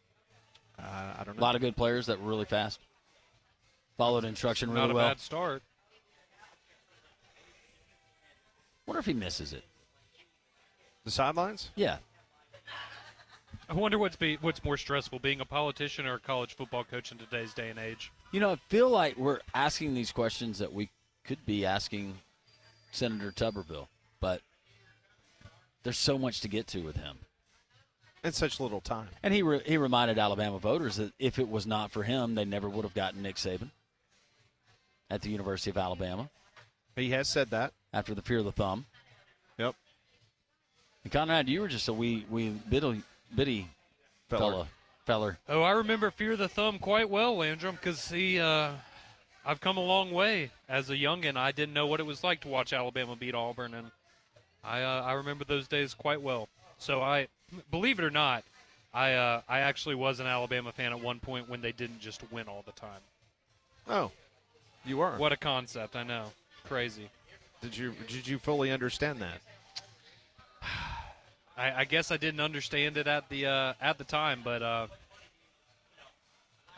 guess I've been. Does it through make all. you I didn't appreciate? become a fan in 2009. Does it make you appreciate the success that you've enjoyed? Absolutely. For much of your adult life? Absolutely. I'm very fortunate, and for as much crap as I get for being an Alabama and a Yankees fan, I have only seen one Yankees World Series in my adult life. So, as a diehard Bama, are you nervous about Saturday, or when do the nerves start really creeping in for you? Last week. Because you've been very nonchalant about the opponents that Alabama's played so far. You've been respectful, but very nonchalant. This one takes on a whole new meaning. Yeah, no, I mean, I feel good about the game. I think that it's going to be a close – I mean, what everybody has said, right? It's going to come down to the trenches. It's going to be a dogfight. It's probably going to be a 3-4 point game, whichever way it's decided. And, I mean, anytime these teams play, it's great. So I'm looking forward to it. And, you know, I feel good about the Tide right now, but we'll see on Friday for Bet It or Forget It. Does Tennessee scare you worse, this Tennessee team? They did a week ago. I don't know about right now. I think they're pretty on par, but seeing the offense look somewhat human, granted Oklahoma has a fantastic defense, but seeing Tennessee's offense look human definitely makes me feel better about the third Saturday in October, but those are going to be tough, and you know, we'll see about LSU down there in Death Valley as well. We are waiting to catch up. I understand that he is voting right now. That's what we're waiting on. I got a special election here in Homewood I got to vote for later on. Do you still have a coach's poll vote? Is that how that works? I think that's exactly what he's doing, Conrad. I think it is, too. He just got it in a couple days late. Yeah. They accidentally posted it without his vote for this week. Maybe he's going to go ahead and post for next week in their poll. Maybe so. Get ahead of things. That's right. Yeah. It's like the game has already been played. He knows how it's going to play out on Saturday. You think so? Nobody is quite familiar with the two teams, at least. How long do you think President Trump will stay at the game? Ooh. I would guess at least for a half. You know, we were there, and I've said this on the show, but for folks that haven't caught that, we were there when President Trump came to the Army-Navy game there in Philadelphia, and he actually sat with the cadets on each side. Well, it was at that point, I think it was the Navy was the home team that year, but went and sat in the student section, and it was pretty cool. But, yeah, it's a whole new level of not only for media but for everybody. But I think Alabama fans, they're kind of well-versed in how this goes. Georgia fans, too, for that matter. Let's say it's the greatest football game of all we've ever watched in our lives. Do you think that he stays for the whole game? If it is a – No. I mean, no. Comes down to the final. You don't think there's any scenario where think about it. Because of security, because of transportation, getting in and out of there, securing things, doing what you have to do. I mean, I'm with y'all. I just didn't know if you thought there was, you know. I don't think there's any way he stays. I'm sure now there's halftime. a very detailed plan, and everybody knows exactly what time arrival is and what time estimated departure is. Well, I mean, we say that based on I know what has taken place this summer. Hopefully some of those things have been tightened up. You know, for all involved. Okay, Molly, let's go ahead and do this on the fly. Let's go ahead and take our next break, and then hopefully he will be back from his vote. Maybe he's torn which way to vote. And we will catch up with Senator Tuberville hopefully, Ohio very soon. State, Alabama. Yeah. Ohio State, Alabama. All right. This is three-man front on Jocks 94.5.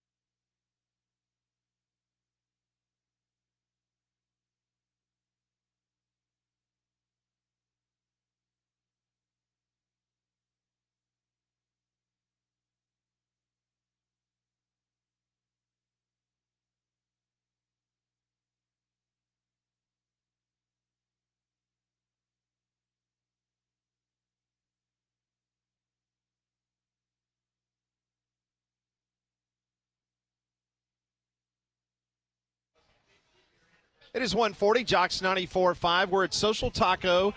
A few more minutes. The Paul Feinbaum Show is coming up at the top of the hour. I mentioned this earlier. I met Coach Tuberville for the first time on the Paul Feinbaum Show back in, oh my goodness, trying to think, Landrum, 94, 95, something like that. Yep. In Vestavia, a local car dealership. We were doing a live show, and he stopped by, and he was going to speak to an Ole Miss alumni club here in town, and just wanted to stop by and introduce himself and say hello. I was a young reporter, and he went out of his way to be so gracious and facilitating, just to give us all kinds of opportunities as young people, and those are the kind of experience you truly never forget. Yep, so me and Paul had an opportunity to meet Coach Tuberville back in his Ole Miss days, and we're happy to be joined now by the two-time SEC Coach of the Year, six-time National Coach of the Year awards. I mean, Senator for the great state of Alabama. It goes on and on. Coach, Senator Tuberville, welcome to Three Man Front. I hope you're doing well. You know, I'm doing pretty good up here in the swamp, the clown show, but it's good to talk to you guys. Well, Coach, let me ask you this. First and foremost, I wanted to ask you about your relationship with Senator Manchin because you guys have been up there in the fight for NIL. Just talk to us about that relationship and what you guys have been trying to do to help college football. Yeah, Joe Manchin and I have become good friends. He's a good guy that played college football. We have one of the few guys I have anything in common with up here. But the PASS Act, Protecting Athletes, Schools, and Sports Act, he and I put together over a year and a half time period along with our staffs. Very good bill. It wasn't our bill, really. We put it together, but it was coaches, athletic directors, presidents, NCAA, student athletes, men and women. We did it the right way, and it would really help the NIL. Now, again, we're both for players making money, but there's got to be a way that we can do it to make it a little bit more feasible, plus be able to go back to the one thing that education and college is all about, is getting a degree and learning something about the future. And so we couldn't get the Democrats, Chuck Schumer, to bring to the floor because he wants to unionize every college athlete down the line, and that's not going to work. But at the end of the day, we still got huge problems. Joe Manchin and I are still working on some things to try to help get this across the goal line, so to speak. But I don't think we're going to have that opportunity until we get a Republican Senate and a Republican president in the White House, because right now the Democrats are just, hey, we want our money, basically, and that's what they do on everything up here. Senator Tuberville, you hear it from college coaches, from administrators, from college football fans about NIL and the effect it's had not only on college football but intercollegiate athletics. For some of those other folks in Washington, the swamp as you call it, what do you think would ultimately create that sense of urgency to really focus on this and get something done? Well, it's going to take some major problems that we're starting to see. You're starting to see athletes after a few years not really have an opportunity to get a degree. And again, that goes back to one thing that's the most important when it comes to higher education. We're starting to see some these contracts, so-called contracts or agreements that are not being paid by some schools that refuse to pay, even though they made a commitment to some of these athletes. Again, it's about regulation. It's about giving opportunities to student athletes to be protected, through this whole situation. For years we fought, as a coach, I fought against agents and lawyers being involved in contracts with agents before they graduated. If I bought an ice cream cone for a kid, I could get the death penalty. And now you've got kids getting millions of dollars, and you're getting cars being paid. And again, I'm for some of that, but I'm also for protections. And right now we have really no boundaries for kids that are in the 9th or 10th grade. We have no boundaries for women athletes who, at the end of the day, are going to start losing their sports because most of the money is going to some of these big-time football and basketball players, men. And so there's if you want to talk about being equal, that's not what this is all about. We need to give everybody an opportunity to get a degree, plus play on some kind of sport that they wanted and worked to play in all their life. Senator Tuberville, I wanted to ask you about your relationship with former President Trump. What's he really like? How the former president is misunderstood by many in the media. You're going to get an opportunity to hang out with him at Bryant-Denny Stadium coming up on Saturday. Yeah, hope to make it. Of course, anything can change when it comes to President Trump. I will be at the first part of the Auburn-Oklahoma game, and then we'll come over and make it for pregame of the Alabama-Georgia game. Hopefully President Trump will be able to make it. Right now he's supposed to, but again, some things could change. But again, I just love sports. I love football, and I'm looking forward to watching this game. You know, last year it was played in the championship game. It was a hard-fought game. I think it's going to be the same thing here. It's going to be one of the better games in the country during the year. So I look forward to visiting with President Trump. I hadn't seen him in a few weeks.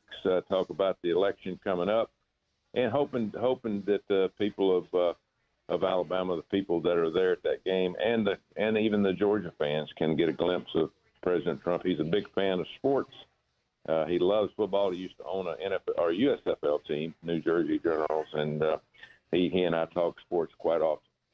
Senator Tuberville, the conversation there in the box, I'm not going to ask for specifics, but do you think when you and former President Trump join each other there at Bryant-Denny, provided it happens, is it going to be mainly focused, the conversation, on politics, or do you think you put on kind of your old coaching headsets and try to break down schematically what Alabama or Georgia, vice versa, are trying to do on each side of the ball? Oh, yeah. I always give my opinion. Of course, President Trump knows a lot about football now. He knows a lot about athletes. He'll know some athletes on both teams. He'll know a lot of their records. Of course, he's been quite busy running, I think, 42 days to the election. But we'll talk a little bit about politics. I'd rather not talk politics at a football game. I'd rather talk about the game in hand and get involved in it a little bit. But he'll have questions to ask. And, of course, he'll do a lot of meet and greet while he's there. So look forward to getting him back in the state of Alabama that really got his first election kicked off back in Mobile years ago when he was elected in 2016. So he's loved in our state. I think our state really understands that we have to have a president that's for the people and not for changing our country to something else. So looking forward to spending some time with him.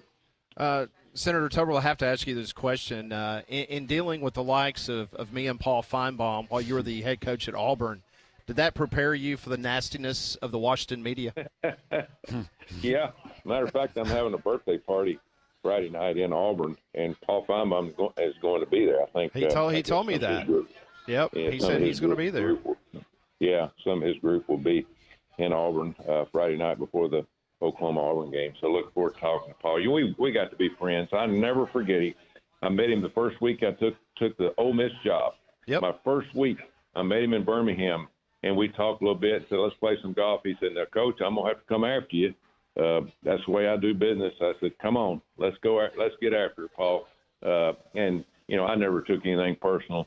If you lose, you lose. You just got to fight back. If you win, you win. You got to take credit. So all those things go hand in hand in journalism.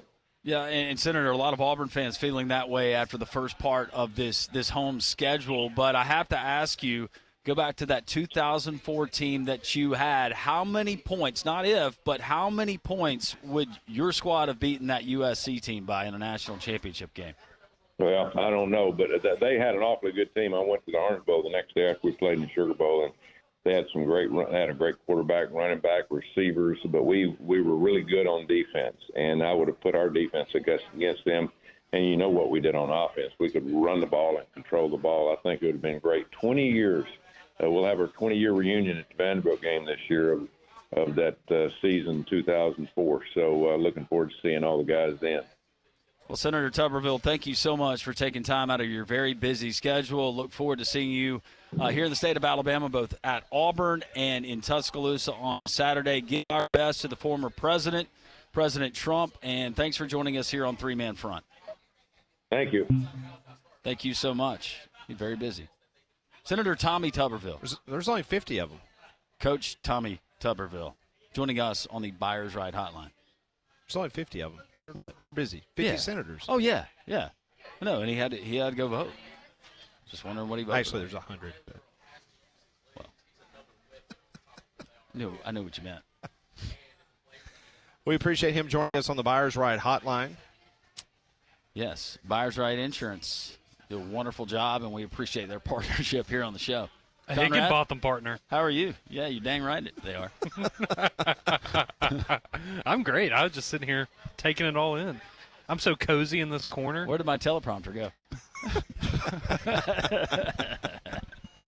Don actually tripped on the wire and pulled the cable.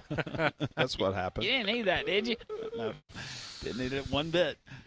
That was the hardest part of my video, where to hide the teleprompter for today.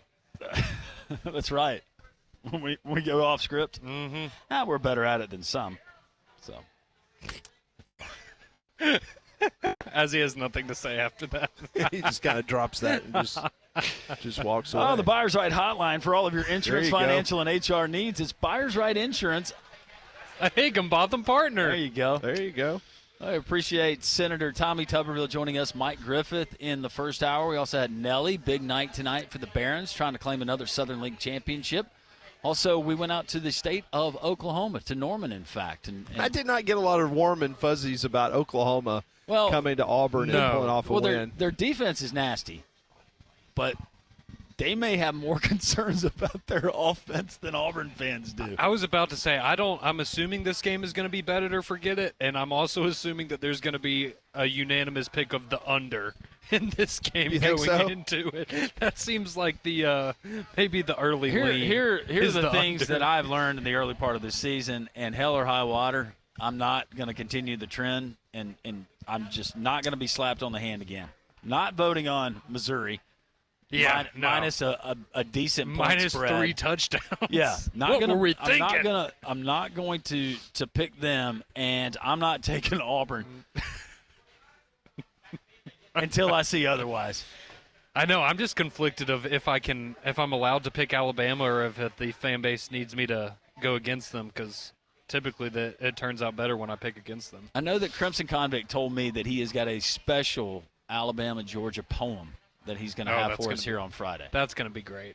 That'll be a lot of fun. I can't fun. wait for that. Coming up tomorrow on the show, we're going to have an opportunity to obviously look ahead to that Georgia-Alabama game from a Vegas perspective, as Brian Edwards will join the show. Also, Chris Stewart, the voice of the Alabama Crimson Tide, he will be on the call coming up this weekend as Alabama and Georgia. That will be the marquee, the most watched game, I think, so far in the early part of this season.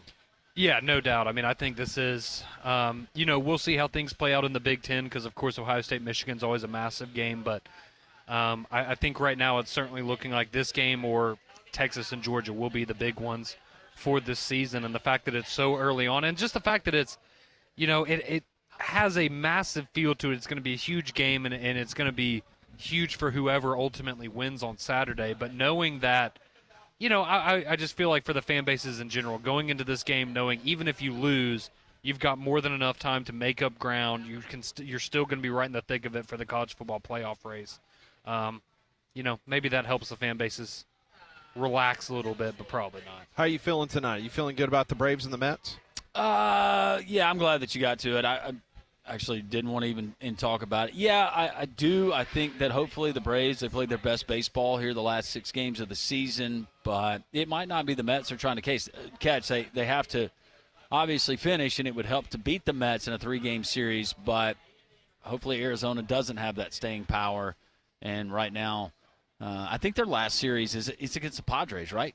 With the Diamondbacks and the Padres? Sounds right. If I'm not correct. But it's a big one. It's huge. Swelling back going tonight, so hopefully Sale the tomorrow Braves night. can get a win. Yeah. Freed in the finale. Well, and it stinks that you don't have, and we haven't had him all season, except for the game I went and watched him pitch his last 3 innings of the season, Spencer Strider, but also Ray Lopez, and not having them, because you felt really good, if anything, if the Braves could just make the playoffs, you felt good about the Braves in a 3-game or potentially a 5-game series just based on that core. But Spencer Stellenbach has been a very pleasant surprise in coming up and doing what he's done so far this season. The Mets and Braves have played 10 times this year. They are 5-5. Oh, looky there. Is that the ultimate tiebreaker, or is it record versus everybody else in the division as well? It is head-to-head. It's just head-to-head. So now Atlanta already owns the tiebreaker advantage over Arizona. Yeah. So that's done. Big. Here's the great thing is it has been such a struggle, and I know Braves fans, we struggled there together watching our team and pull the form. And there's been so many frustrations this year, but it feels like the pressure is off, where you've kind of already lived through the hell. Yeah. And if anything positive happens at this point, and you get 2 out of 3, and you got a shot against the Royals in the final 3 games of the series, or heaven forbid if you go out and you sweep them, that's just bonus. For me, it is anyways. I'm not going to speak for all Braves fans. So you be nervous tonight? Because the first game of a series is the most important one. I will not be nervous. No. Just He doesn't Again, care what- anymore. well, I do He's ca- detached. I care. I've just been emotionally. This heart's been stomped on. You've a been lot. protecting your heart. Yeah. Well, it's kind of numb to it. I don't know how much it looks like. It started out as a filet mignon, and now it looks like a piece of cube steak. It's been sitting on the counter.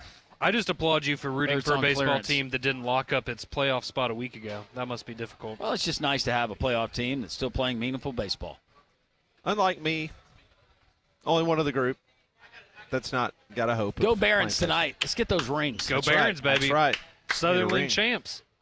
Appreciate all our friends here at Social Taco for joining us. All of you joining us here on Jocks 94.5 up in Huntsville. Also on Sports Radio 740, the capital city of Montgomery. And also on Jocks TV there on YouTube or wherever you find it. Paul Feinbaum. Speaking of Paul, he's next.